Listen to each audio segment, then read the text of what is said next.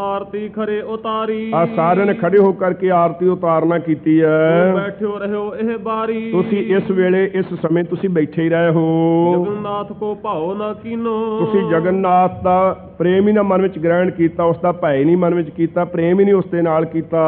उठ्यो ना तेह शन क्या तै चीनो। कहंदे तुसी की मन विच जाणिया, तुसी उस क्षण दे विच उस समय विच उठ के क्यों नहीं खड़े होए, की तुसी अपने मन विच जाणी है।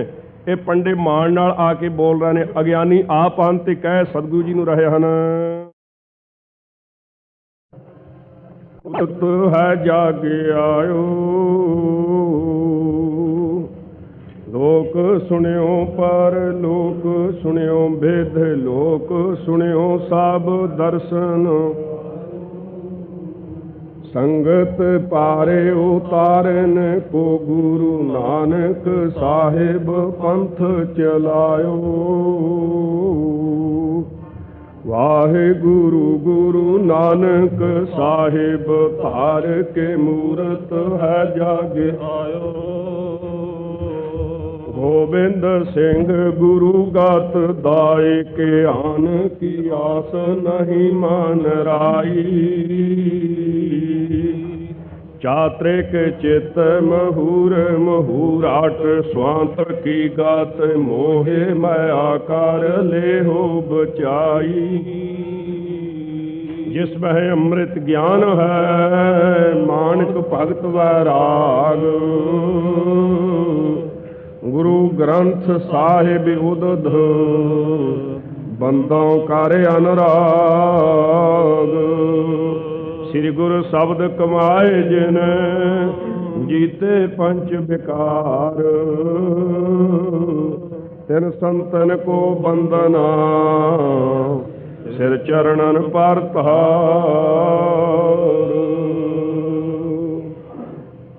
वाहिगुरु साहिब जी भुजंग छंद। नमो चंडका काल का बाक बानी, बेगना हरंती सदा बुद्ध दानी। करो दात माता मुझे दास जानो,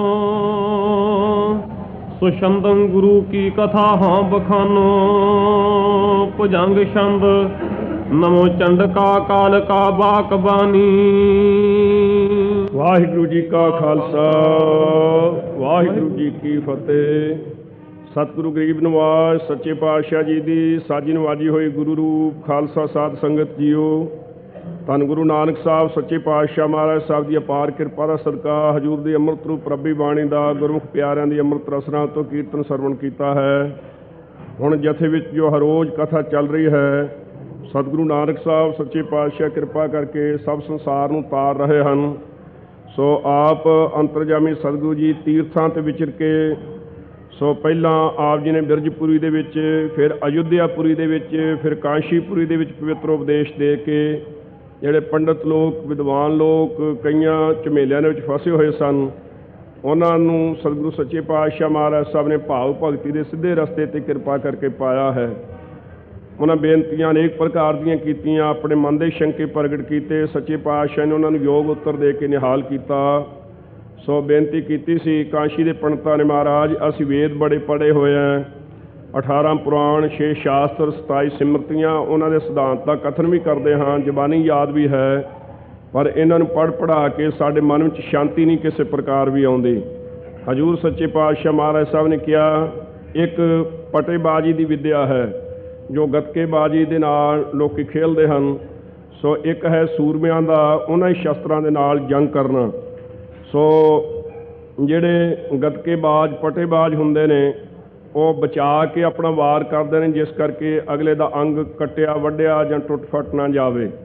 ਸੋ ਮੈਦਾਨੇ ਜੰਗ ਦੇ ਵਿੱਚ ਸੂਰਮੇ ਜਦੋਂ ਲੜਦੇ ਹਨ, ਜਿਹੜਾ ਸਾਹਮਣੇ ਆਵੇ ਉਹਨੂੰ ਕੱਟ ਕੇ ਨਾਸ਼ ਕਰਦੇ ਹਨ, ਜਿੱਤ ਪ੍ਰਾਪਤ ਕਰਦੇ ਹਨ।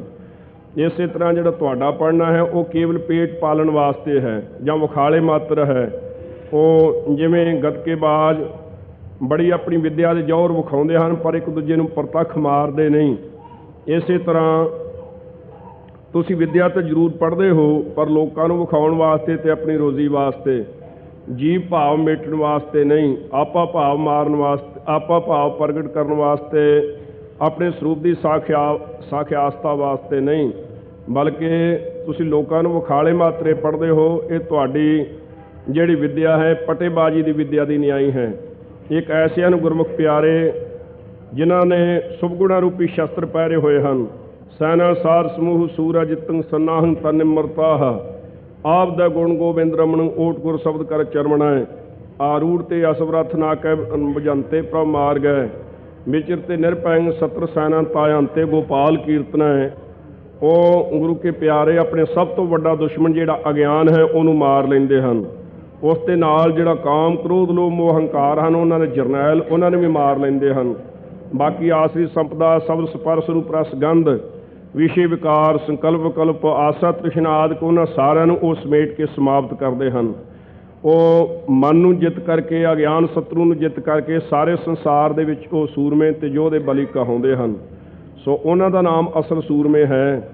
ਉਹਨਾਂ ਦੀ ਪੜ੍ਹੀ ਹੋਈ ਵਿੱਦਿਆ ਜਿਹੜੀ ਹੈ ਉਹ ਲਾਭਵੰਦੀ ਹੈ। ਸੋ ਇਹ ਪਵਿੱਤਰ ਉਪਦੇਸ਼ ਦੇ ਕੇ ਮਹਾਰਾਜ ਸਾਹਿਬ ਨੇ ਨਿਹਾਲ ਕੀਤਾ ਸੀ। ਹੁਣ ਅੱਗੇ ਆਪ ਜਗਨਨਾਥਪੁਰੀ ਨੂੰ ਨਿਹਾਲ ਕਰਨ ਵਾਸਤੇ ਜਾ ਰਹੇ ਹਨ। ਜਿੰਨੇ ਇਹ ਤੀਰਥ ਸਨ ਸਾਰੇ ਉਹਨਾਂ ਦੇ ਉੱਪਰ ਲੋਕ ਬੜੇ ਭਾਰੀ ਇਕੱਠੇ ਹੁੰਦੇ। ਉਹਨਾਂ ਦੇ ਇਕੱਠ ਨੂੰ ਸੰਬੋਧਨ ਕਰਕੇ ਸਤਿਗੁਰੂ ਸੱਚੇ ਪਾਤਸ਼ਾਹ ਜੀ ਭੁੱਲਿਆ ਹੋਇਆਂ ਨੂੰ ਸਿੱਧੇ ਰਸਤੇ ਆਪ ਕਿਰਪਾ ਕਰਕੇ ਪਾਉਣ ਵਾਸਤੇ ਵਿੱਚ ਰਹੇ ਹਨ। ਤੀਰਥ ਉਦਮ ਸਤਿਗੁਰ ਕੀਆ ਸਭ ਲੋਕ ਉਦਾਹਰਣ ਅਰਥਾ। ਤੀਰਥਾਂ 'ਤੇ ਜਾਣ ਦਾ ਉਦਮ ਸਤਿਗੁਰੂ ਜੀ ਨੇ ਕੀਤਾ। ਕਾਰਨ ਸੀ ਕਿ ਸਾਰੇ ਲੋਕਾਂ ਦਾ ਉਧਾਰ ਕਰਨਾ ਸੀ। ਸੋ ਗਰੀਬ ਨਿਵਾਜ ਸੱਚੇ ਪਾਤਸ਼ਾਹ ਮਹਾਰਾਜ ਸਾਹਿਬ ਜੀ ਇਸ ਪ੍ਰਕਾਰ ਵਿਚਰ ਰਹੇ ਹਨ। ਹੁਣ ਜਗਨਨਾਥਪੁਰੀ ਵਿੱਚ ਸੱਚੇ ਪਾਤਸ਼ਾਹ ਜਾਣਗੇ। ਪਹਿਲਾਂ ਸਾਰਦਾ ਦਾ ਮੰਗਲ ਕਰਦੇ ਹਨ।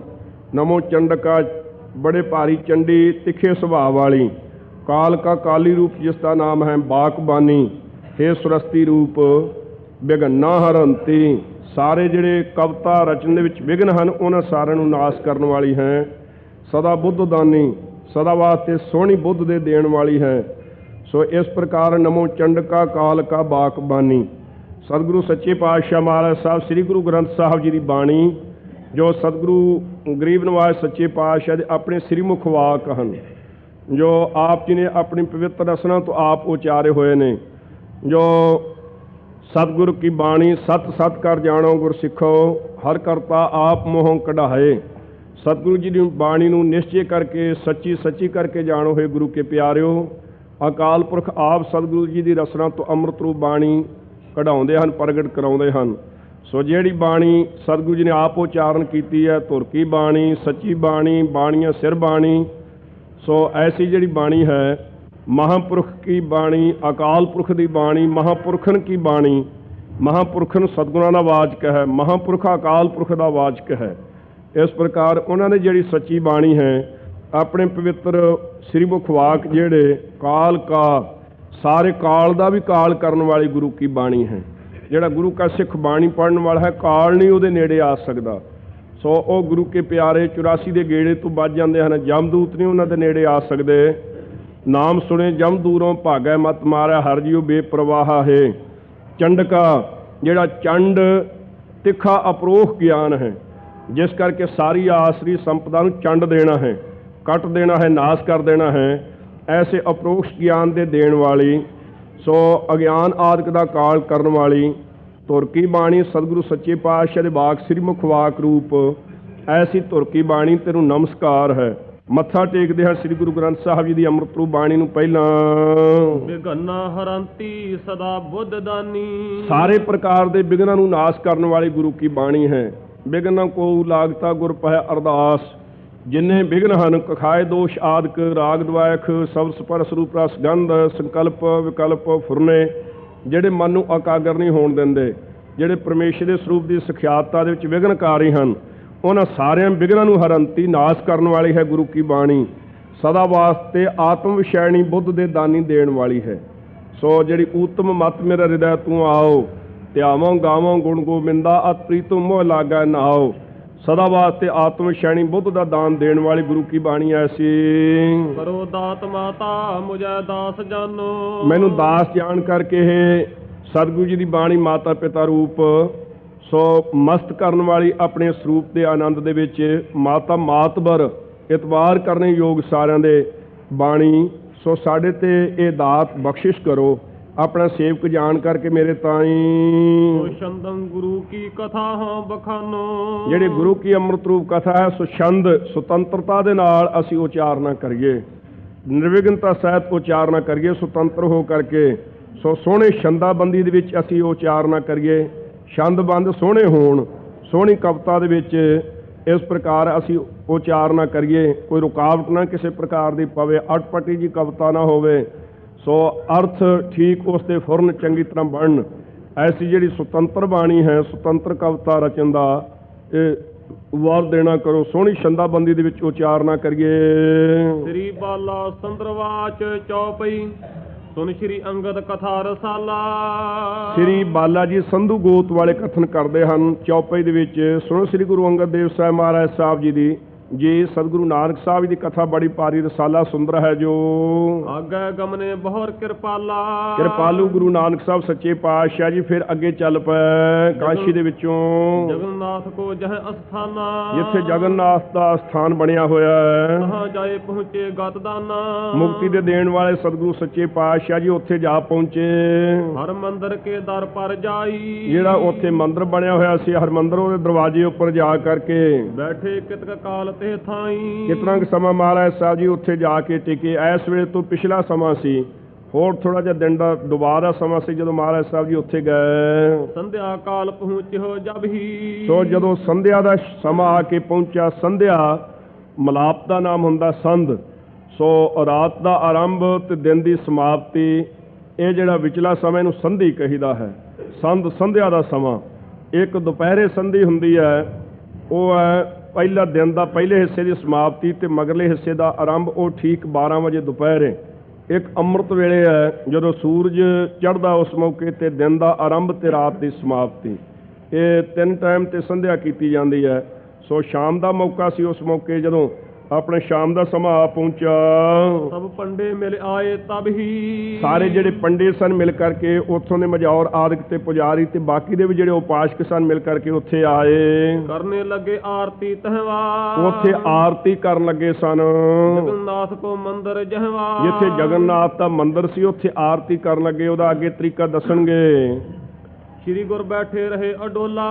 ਸਤਿਗੁਰੂ ਸੱਚੇ ਪਾਤਸ਼ਾਹ ਮਹਾਰਾਜ ਸਾਹਿਬ ਜੀ ਅਡੋਲ ਇੱਕ ਰਸ ਬੈਠੇ ਰਹੇ ਅੰਤਰਜਾਮੀ ਸਤਿਗੁਰੂ ਜੀ। ਇਹਨਾਂ ਨੇ ਇੱਕ ਥਾਲ ਲੈ ਲਿਆ ਛੋਟਾ ਜਿਹਾ, ਉਹਦੇ 'ਚ ਦੀਵੇ ਆਟੇ ਦੇ ਜਗਾ ਕੇ ਉਹਦੇ ਵਿੱਚ ਘਿਓ ਪਾ ਕੇ ਉਹਨਾਂ ਨੂੰ ਚੰਗੀ ਤਰ੍ਹਾਂ ਫਿਰ ਜਗਾ ਕੇ ਥਾਲ ਫੇਰਨਾ ਆਰੰਭ ਕੀਤਾ। ਕਦੇ ਉੱਚਾ ਜਿਹਾ ਕਰਦੇ ਆ, ਕਦੇ ਨੀਵਾਂ ਜਿਹਾ ਕਰਦੇ ਆ, ਕਦੇ ਸੱਜੇ ਨੂੰ, ਕਦੇ ਖੱਬੇ ਨੂੰ, ਕਦੇ ਉਤਾਂਹ, ਕਦੇ ਅਠਾਂ। ਇਸ ਤਰ੍ਹਾਂ ਉਹ ਮੂਰਤੀ ਦੇ ਅੱਗੇ ਅੱਗੇ ਇਸ ਪ੍ਰਕਾਰ ਇਹ ਆਰਤੀ ਕਰਦੇ ਹਨ ਤੇ ਨਾਲ ਕੁਛ ਮੰਤਰ ਪੜ੍ਹਨ। ਇਉਂ ਆਰਤੀ, ਜਿਸ ਦੇ ਵਿੱਚ ਆਰਤੀ ਨਾਮ ਬੇਨਤੀ ਦਾ ਹੈ। ਕੁਛ ਕੁ ਬੇਨਤੀਆਂ ਕੀਤੀਆਂ ਜਾਣ ਤੇ ਮੰਗ ਮੰਗੀ ਜਾਵੇ ਜਿਸ ਦੇ ਵਿੱਚ ਆਪਣੇ ਇਸ਼ਟ ਦੇਵ ਦੇ ਪਾਸੋਂ, ਇਹਦਾ ਨਾਮ ਆਰਤੀ ਹੈ। ਇਸ ਪ੍ਰਕਾਰ ਇਹਨਾਂ ਨੇ ਆਰਤੀ ਆਰੰਭ ਕੀਤੀ ਪੰਡਿਆਂ ਨੇ ਖੜੇ ਹੋ ਕਰਕੇ। ਸ਼੍ਰੀ ਗੁਰ ਬੈਠੇ ਰਹੇ ਅਡੋਲਾ। ਪਰ ਸਤਿਗੁਰੂ ਸੱਚੇ ਪਾਤਸ਼ਾਹ ਜੀ ਉੱਠ ਕੇ ਨਹੀਂ ਖੜੇ ਹੋਏ। ਅਡੋਲ ਇੱਕ ਰਸ ਮਹਾਰਾਜ ਸਾਹਿਬ ਸੱਚੇ ਪਾਤਸ਼ਾਹ ਜੀ ਟਿਕੇ ਹੀ ਰਹੇ। ਭਾਂਡੇ ਭਏ ਨਾ ਕੁਛ ਮੁਖ ਬੋਲਾ। ਨਾ ਤਾਂ ਸੱਚੇ ਪਾਤਸ਼ਾਹ ਜੀ ਉੱਠ ਕੇ ਖੜੇ ਹੋਏ ਤੇ ਨਾ ਮੁੱਖੋਂ ਕੋਈ ਬਚਨ ਨਹੀਂ ਕਿਹਾ ਹੈ। ਜਿੱਥੇ ਵੀ ਹਜੂਰ ਜਾਂਦੇ ਉੱਥੇ ਕੋਈ ਅਨੋਖਾ ਕੌਤਕ ਕਰਦੇ। ਜਿਸ ਕਰਕੇ ਬਹੁਤੇ ਲੋਕ ਇਕੱਠੇ ਹੋ ਜਾਣ, ਉਹਨਾਂ ਦੀ ਤਵੱਜੋ ਇਸ ਪਾਸੇ ਵੱਲ ਹੋਣ ਤੋਂ ਉਹ ਆਪ ਹੀ ਕੋਈ ਅਨੋਖਾ ਪ੍ਰਸ਼ਨ ਕਰਨ। ਉਹਦਾ ਉੱਤਰ ਦੇਣ ਦੇ ਵਿੱਚ ਉਹਨਾਂ ਭੁੱਲਿਆ ਹੈ ਨੂੰ ਸਿੱਧੇ ਰਾਹ ਸਤਿਗੁਰੂ ਜੀ ਪਾਇਆ ਕਰਦੇ। ਭੂਲੇ ਮਾਰਗ ਜਿਨਹਿ ਬਤਾਇਆ, ਐਸਾ ਗੁਰ ਵੱਡ ਭਾਗੀ ਪਾਇਆ। ਜਿਵੇਂ ਆਪ ਗੰਗਾ ਤੇ ਪਹੁੰਚ ਕਰਕੇ ਲਹਿੰਦੇ ਵੱਲ ਨੂੰ ਪਾਣੀ ਉਛਾਲਣਾ ਸ਼ੁਰੂ ਕੀਤਾ ਸੀ। ਸਾਰੇ ਪੰਡੇ ਇਕੱਠੇ ਹੋ ਕੇ ਪੁੱਛਣ ਲੱਗੇ, ਮੁਸਲਮਾਨ ਹੋ ਤਾਂ ਇੱਥੇ ਲੈਣ ਕੀ ਆਏ ਹੋ? ਜੇ ਹਿੰਦੂ ਹੋ ਤਾਂ ਲਹਿੰਦੇ ਵੱਲ ਨੂੰ ਪਾਣੀ ਕਿਉਂ ਉਛਾਲਦੇ ਹੋ? ਉਸ ਮੌਕੇ ਤੇ ਕਿਹਾ ਸੀ, ਤੁਸੀਂ ਦੱਸੋ ਇਹ ਪਾਣੀ ਉਤਾਂ ਨੂੰ ਚੁਲੀ ਵਿੱਚ ਲੈ ਕੇ ਕੀ ਕਰਦੇ ਹੋ? ਉਹਨਾਂ ਨੇ ਕਿਹਾ ਸੀ ਕਿ ਸੂਰਜ ਦੀਆਂ ਕਿਰਨਾਂ ਨਾਲ ਸਾਡੇ ਪਿਤਰ ਦੇਵਤਿਆਂ ਦੇ ਪਾਸ ਇਹ ਪਾਣੀ ਪਹੁੰਚਦਾ ਹੈ, ਉਹਨਾਂ ਦੀ ਤਿਹਾ ਮੇਟਣ ਵਾਸਤੇ ਅਸੀਂ ਪਾਣੀ ਭੇਜਦੇ ਹਾਂ। ਹਜੂਰ ਨੇ ਫਿਰ ਪਾਣੀ ਉਛਾਲਣਾ ਸ਼ੁਰੂ ਕੀਤਾ। ਕਹਿੰਦੇ ਜੀ ਤੁਸੀਂ ਨਹੀਂ ਦੱਸਿਆ, ਤੁਸੀਂ ਕੌਣ ਹੋ?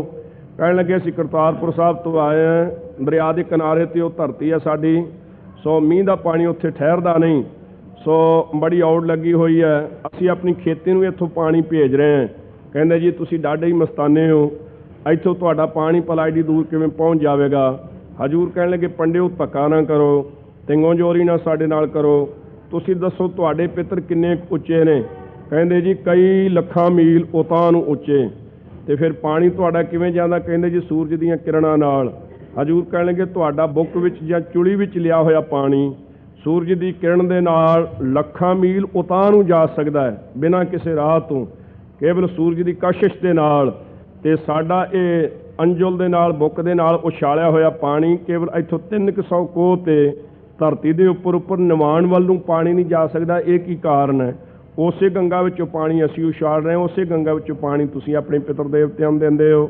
ਹੈਰਾਨ ਹੋ ਗਿਆ ਸਾਰੇ, ਅਕਲ ਟਿਕਾਣੇ ਆ ਗਈ ਕਿ ਠੀਕ ਇਹਨਾਂ ਨੇ ਯੁਕਤੀ ਦੇ ਨਾਲ ਸਾਨੂੰ ਜੋ ਸਮਝਾਉਣਾ ਚਾਹਿਆ ਗੱਲ ਠੀਕ ਹੈ। ਇਸੇ ਤਰ੍ਹਾਂ ਕਾਰੂ ਪਾਤਸ਼ਾਹ ਦੇ ਕੋਲ ਜਾ ਕਰਕੇ ਠੀਕਰੀਆਂ ਮਹਾਰਾਜ ਸਾਹਿਬ ਨੇ ਇਕੱਠੀਆਂ ਕਰਨੀਆਂ ਸ਼ੁਰੂ ਕੀਤੀਆਂ। ਪਾਤਸ਼ਾਹ ਹੈਰਾਨ ਹੋਇਆ। ਫਿਰ ਮਹਾਰਾਜ ਸਾਹਿਬ ਜੀ ਨੂੰ ਇਹ ਪੁੱਛਣ ਲੱਗਾ, ਤੁਸੀਂ ਇਹ ਦੱਸੋ ਇਹ ਸਾਧੋ ਜੀ ਸੰਤੋ, ਤੁਸੀਂ ਮੇਰੇ ਨਾਲ ਮੁਲਾਕਾਤ ਕਰਨੀ ਚਾਹੀਏ ਜੀਓ ਆਇਆਂ ਨੂੰ। ਮੈਂ ਬਾਕੀ ਦਾ ਉੱਤਰ ਪ੍ਰਸ਼ਨ ਫੇਰ ਕਰਾਂਗਾ, ਤੁਸੀਂ ਇਹ ਦੱਸੋ ਕਿ ਆ ਠੀਕਰੀਆਂ ਤੁਸੀਂ ਕੀ ਕਰਨੀਆਂ ਨੇ? ਕਹਿਣਗੇ ਪਾਤਸ਼ਾਹ ਸਾਡੇ ਕੰਮ ਆਉਣੀਆਂ ਨੇ। ਕਿਸ ਕੰਮ ਆਉਣਗੀਆਂ ਜੀ? ਕਹਿੰਦੇ ਪ੍ਰਲੋਕ ਨੂੰ ਅਸੀਂ ਨਾਲ ਲੈ ਕੇ ਜਾਵਾਂਗੇ। ਸੋ ਇਹਨਾਂ ਨੂੰ ਪ੍ਰਲੋਕ ਨੂੰ ਤੁਸੀਂ ਨਾਲ ਕਿਵੇਂ ਲੈ ਕੇ ਜਾਓਗੇ? ਤੁਸੀਂ ਕੋਈ ਮਸਤਾਨੇ ਫਕੀਰ ਪ੍ਰਤੀਤ ਹੁੰਦੇ ਹੋ, ਤੁਹਾਨੂੰ ਇਸ ਗੱਲ ਦਾ ਨਹੀਂ ਪਤਾ ਕਿ ਤੁਹਾਡੀ ਤਾਂ ਦੇਹ ਵੀ ਨਾਲ ਨਹੀਂ ਜਾਣੀ, ਇਹ ਠੀਕਰੀਆਂ ਦੇ ਬੁੱਕ ਨਾਲ ਕਿਵੇਂ ਜਾਣਗੇ? ਕਹਿੰਦੇ ਹੈ ਰਾਜਾ ਇਹ ਗੱਲ ਠੀਕ ਹੈ ਕਿ ਦੇਹ ਨਾਲ ਨਹੀਂ ਜਾਣੀ? ਕਹਿੰਦੇ ਹਾਂ ਜੀ ਇਹ ਪੱਕੀ ਗੱਲ ਹੈ। ਫਿਰ ਇਹ ਸਾਡੀ ਠੀਕਰੀਆਂ ਨਾਲ ਨਹੀਂ ਜਾਣਗੀਆਂ 2-3 ਬੁੱਕ? ਕਹਿੰਦੇ ਨਹੀਂ ਜੀ। ਹਜ਼ੂਰ ਸੱਚੇ ਪਾਤਸ਼ਾਹ ਕਹਿਣ ਲੱਗੇ ਫਿਰ ਜੋ ਤੈਂ ਜ਼ੁਲਮ ਕਰ ਕਰਕੇ ਕਬਰਾਂ ਪੁੱਟ ਕੇ ਜ਼ਬਰਦਸਤੀ ਸਾਰਿਆਂ ਦੇ ਪਾਸੋਂ ਰੁਪਈਏ ਇਕੱਠੇ ਕਰਕੇ 45 ਗੰਜ ਜੋੜੇ ਹੋਏ ਆ, ਉਹ ਵੀ ਤਾਂ ਠੀਕਰੀਆਂ ਹੀ ਨੇ।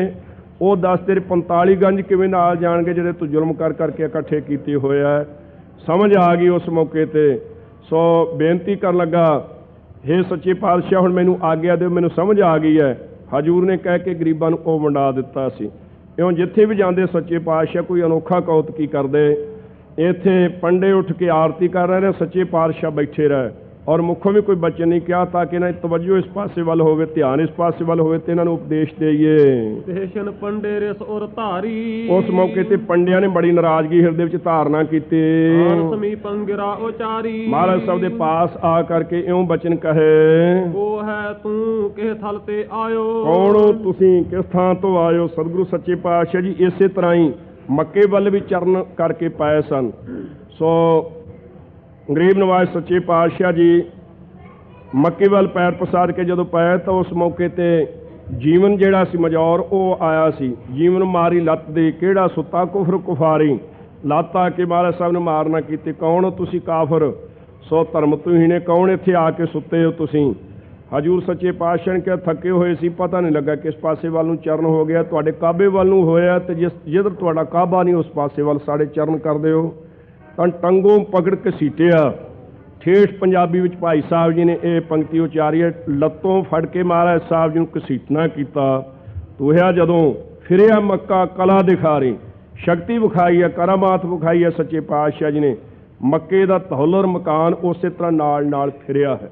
ਜਿਹੜੇ ਲੋਕੀ ਅੱਜ ਕੱਲ੍ਹ ਦੇ ਕੇਵਲ ਚੁੰਚ ਗਿਆਨੀ ਨੇ, ਰਹਿਣੀ ਤੋਂ ਹੀਣੇ, ਕਮਾਈ ਤੋਂ ਹੀਣੇ, ਸੋ ਉਹ ਲੋਕ ਕਹਿੰਦੇ ਨੇ ਕਿ ਮੱਕਾ ਨਹੀਂ ਫੇਰਿਆ, ਮੱਕੇ ਦੇ ਲੋਕਾਂ ਦਾ ਮਨ ਫੇਰਿਆ। ਕਿਸੇ ਦਾ ਮਨ ਫੇਰ ਦੇਣਾ ਬੜਾ ਭਾਰੀ ਔਖਾ ਹੈ। ਪਰ ਭਾਈ ਗੁਰਦਾਸ ਸਾਹਿਬ ਜੀ ਦੀ ਇਹ ਪੰਕਤੀ ਕਲਾ ਦਿਖਾਰੀ ਦਾ ਕੀ ਅਰਥ ਭਲਾ ਕਰਨਗੇ? ਕਲਾ ਨਾਮ ਸ਼ਕਤੀ ਦਾ ਹੈ, ਕਰਾਮਾਤ ਵਿਖਾਈ ਹੈ ਜ਼ਰੂਰ ਸੱਚੇ ਪਾਤਸ਼ਾਹ ਨੇ। ਇਹ ਕਹਿਣਾ ਕਿ ਸਤਿਗੁਰੂ ਜੀ ਨੇ ਕਦੇ ਕਰਾਮਾਤ ਨਹੀਂ ਵਿਖਾਈ, ਉਹ ਲੋਕ ਝੂਠ ਬੋਲਦੇ ਹਨ। ਇਹ ਠੀਕ ਹੈ ਕਿ ਆਪਣੀ ਪ੍ਰਭਤਾ ਜਸ ਵਡਿਆਈ ਜਾਂ ਪਖੰਡ ਵਾਸਤੇ ਕਦੇ ਨਹੀਂ ਵਿਖਾਈ ਸ਼ਕਤੀ। ਪਖੰਡ ਦੂਰ ਕਰਨ ਵਾਸਤੇ ਸਤਿਗੁਰੂ ਜੀ ਨੇ ਜ਼ਰੂਰ ਸ਼ਕਤੀ ਥਾਵਾਂ ਤੇ ਵਿਖਾ ਕੇ ਉਹਨਾਂ ਦਾ ਪਖੰਡ ਦੂਰ ਕੀਤਾ ਹੈ। ਸੋ ਗਰੀਬ ਨਵਾਜ਼ ਸੱਚੇ ਪਾਤਸ਼ਾਹ ਮਹਾਰਾਜ ਸਾਹਿਬ ਜੀ ਦੇ ਬਾਰੇ ਜਿਹੜੇ ਇਹ ਲੋਕ ਸ਼ੰਕਾ ਕਰਦੇ ਨੇ ਉਹ ਬਿਲਕੁਲ ਗਲਤ ਹੈ। ਸੋ ਖਾਲਸਾ ਜੀ ਤੁਰਕੀ ਬਾਣੀ ਵਿੱਚ ਜਿਹੜੇ ਪਵਿੱਤਰ ਬਚਨ ਸਤਿਗੁਰੂ ਜੀ ਦੀ ਪਵਿੱਤਰ ਰਸਨਾ ਤੋਂ ਜਾਂ ਭਗਤ ਬਾਣੀ ਵਿੱਚ ਹਨ, ਜਿਹੜਾ ਉਹਨਾਂ ਬਚਨਾਂ ਨੂੰ ਹੀ ਨਹੀਂ ਮੰਨਦਾ ਉਹ ਗੁਰੂ ਕਾ ਸਿੱਖ ਹੀ ਨਹੀਂ ਹੈ। ਸਤਵੇਂ ਪਾਤਸ਼ਾਹ ਦੇ ਬਚਨ ਹਨ, ਗੁਰਬਾਣੀ ਜਨ ਭੈਰੈ ਧਾਰਾ, ਜਾਣੋ ਸੋਨਾ ਸਿੱਖ ਹਮਾਰਾ। ਸੋ ਤੁਰਕੀ ਬਾਣੀ ਵਿੱਚ ਇਹ ਪਵਿੱਤਰ ਬਚਨ ਹਨ, ਹਸਤ ਖੇਲਤ ਤੇਰੇ ਦਿਉਰੇ ਆਇਆ, ਭਗਤ ਕਰਤ ਨਾਮਾ ਪਕੜੇ ਉਠਾਇਆ, ਹੀਨੜੀ ਜਾਤ ਮੇਰੀ ਜਾਤ ਮਰਾਇਆ, ਛੀਪੇ ਕੇ ਜਨਮ ਮੋਕੋ ਕਾਹੇ ਕੋ ਆਇਆ, ਲੈ ਕਮਲੀ ਚੱਲਿਓ ਪਲਟਾਏ, ਦਿਉਰੇ ਪਾਤਸ਼ਾਹ ਬੈਠਾ ਜਾਏ, ਜਿਉਂ ਜਿਉਂ ਨਾਮਾ ਹਰ ਗੁਣ ਉਚਰਾ, ਭਗਤ ਜਨਾ ਕੋ ਦੇਹੁਰਾ ਫਿਰੈ, ਫੇਰ ਦੀਆ ਦੇਹੁਰਾ ਨਾਮੇ ਕੋ, ਪੰਡੀਅਨ ਕੋ ਪਿਛਵਾਰ ਲਾ। ਦਿਉਰਾ ਜਿਹੜਾ ਓਂਡੇ ਸ਼ਹਿਰ ਦੇ ਵਿੱਚ ਹਜ਼ੂਰ ਸਾਹਿਬ ਤੋਂ 40 ਕੋ ਉਰੇ, ਉਹ ਪਰਮੇਸ਼ਰ ਨੇ ਆਪ ਆ ਕੇ ਸੋ ਉਸ ਦਿਉਰੇ ਨੂੰ ਫੇਰਿਆ ਹੈ। ਬਾਕੀ ਦੇ ਜਿੰਨੇ ਦਿਉਰੇ ਹੋਣਗੇ ਉਹਨਾਂ ਦੇ ਮੰਦਰ, ਉਹਨਾਂ ਦੇ ਮੂੰਹ ਚੜ੍ਹਦੇ ਪਾਸੇ ਵੱਲ ਨੂੰ ਹੋਣਗੇ। ਕੇਵਲ ਇੱਕੋ ਨਾਮਦੇਵ ਦਾ ਦਿਉਰਾ ਜਿਹੜਾ ਸੀ ਉਹਦਾ ਮੂੰਹ ਪੱਛੋਂ ਵੱਲ ਨੂੰ ਜਾ ਕੇ ਵੇਖੋਗੇ। ਜੇ ਕਲਯੁਗ ਦੇ ਵਿੱਚ ਪ੍ਰਤੱਖ ਐਸੇ ਮਕਾਨ ਨੂੰ ਇੱਕ ਭਗਤ ਦੀ ਬੇਨਤੀ ਕਰਨ ਤੋਂ, ਭਗਤ ਦੀ ਨਰਾਦਰੀ ਨਾਲ ਸਹਾਰਦਾ ਹੋਇਆ ਭਗਵਾਨ ਆ ਕੇ ਆਪਣੀ ਗਲਪੜੀ ਪਾ ਕੇ ਤੇ ਉਹਨੂੰ ਫੇਰਦਾ ਹੈ। ਉਹ ਫਿਰਿਆ ਹੋਇਆ ਪ੍ਰਤੱਖ ਸਾਰਿਆਂ ਦੇ ਸਾਹਮਣੇ ਹੈ। ਔਰ ਜੇ ਭਾਰੀ ਚੀਜ਼ ਨੂੰ ਜਰਾ ਕਹ ਲਾਗੇ ਤਾਂ ਜਿਵੇਂ ਥੱਲੇ ਧਰਤੀ ਦੇ ਵਿੱਚ ਗੱਡੀ ਜਾਂਦੀ ਹੈ, ਇੱਕ ਛੱਤ ਉਸ ਦਿਓਰੇ ਦੀ ਧਰਤੀ ਦੇ ਵਿੱਚ ਥੱਲੇ ਹੈ ਔਰ ਦੀਵਾ ਬਾਲ ਕੇ ਉੱਥੇ ਦਰਸ਼ਨ ਕਰਵਾਉਂਦੇ ਨੇ।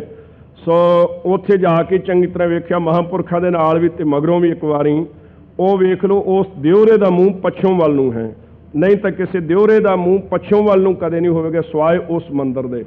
ਜੇ ਉਹ ਮੰਦਿਰ ਪ੍ਰਤੱਖ ਫੇਰਿਆ ਤਾਂ ਸਤਿਗੁਰੂ ਨਾਨਕ ਸਾਹਿਬ ਸੱਚੇ ਪਾਤਸ਼ਾਹ ਜੀ ਮੱਕਾ ਨਹੀਂ ਫੇਰ ਸਕਦੇ। ਜਿਨ੍ਹਾਂ ਦਾ ਇਹ ਨਿਸ਼ਚਾ ਨਹੀਂ ਉਹ ਧਰਮ ਭਾਗਾਂ ਤੋਂ ਹੀਣੇ ਲੋਕ ਹਨ।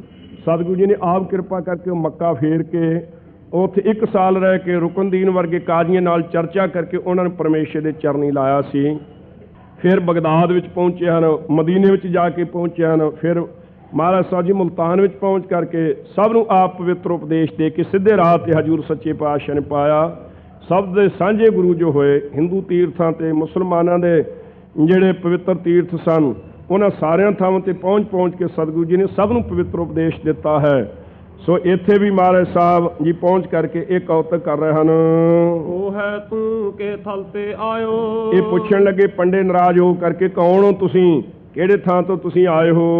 ਹੈ ਅਣਜਾਣ ਭੇਦ ਨਹਿ ਪਾਇਓ। ਕਹਿੰਦੇ ਤੁਸੀਂ ਅਣਜਾਣ ਹੋ, ਤੁਹਾਨੂੰ ਇਸ ਭੇਦ ਦਾ ਪਤਾ ਹੀ ਨਹੀਂ ਲੱਗਾ ਕਿ ਉੱਠ ਕੇ ਇੱਥੇ ਆਰਤੀ ਉਤਾਰਨੀ ਸੀ।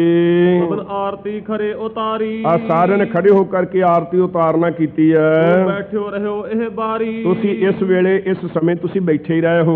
ਜਗਨਨਾਥ ਕੋ ਭਾਉ ਨਾ ਕੀਨੋ। ਤੁਸੀਂ ਜਗਨਨਾਥ ਦਾ ਪ੍ਰੇਮ ਹੀ ਨਾ ਮਨ ਵਿੱਚ ਗ੍ਰਹਿਣ ਕੀਤਾ, ਉਸ ਦਾ ਭੈ ਨਹੀਂ ਮਨ ਵਿੱਚ ਕੀਤਾ, ਪ੍ਰੇਮ ਹੀ ਨਹੀਂ ਉਸ ਦੇ ਨਾਲ ਕੀਤਾ। ਉੱਠਿਓ ਨਾ ਤੇਸ਼ਨ ਕਿਆ ਤੈ ਚੀਨੋ। ਕਹਿੰਦੇ ਤੁਸੀਂ ਕੀ ਮਨ ਵਿੱਚ ਜਾਣਿਆ, ਤੁਸੀਂ ਉਸ ਛਿਨ ਦੇ ਵਿੱਚ ਉਸ ਸਮੇਂ ਵਿੱਚ ਉੱਠ ਕੇ ਕਿਉਂ ਨਹੀਂ ਖੜੇ ਹੋਏ, ਕੀ ਤੁਸੀਂ ਆਪਣੇ ਮਨ ਵਿੱਚ ਜਾਣੀ ਹੈ? ਇਹ ਪੰਡੇ ਮਾਣ ਨਾਲ ਆ ਕੇ ਬੋਲ ਰਹੇ ਨੇ, ਅਗਿਆਨੀ ਆਪ ਹਨ ਤੇ ਕਹਿ ਸਤਿਗੁਰੂ ਜੀ ਨੂੰ ਰਹੇ ਹਨ। ਹੁਣ ਕਰ ਜਗ ਗੁਰ ਬਚਨ ਉਚਾ ਬਚਨ ਬਖਾਨੇ। ਸੋ ਧੰਨ ਗੁਰੂ ਨਾਨਕ ਸਾਹਿਬ ਸੱਚੇ ਪਾਤਸ਼ਾਹ ਜੀ ਜਗਤ ਗੁਰੂ ਜੀ ਨੇ ਸੁਣ ਕਰਕੇ ਇਹ ਬਚਨ ਕਹੇ।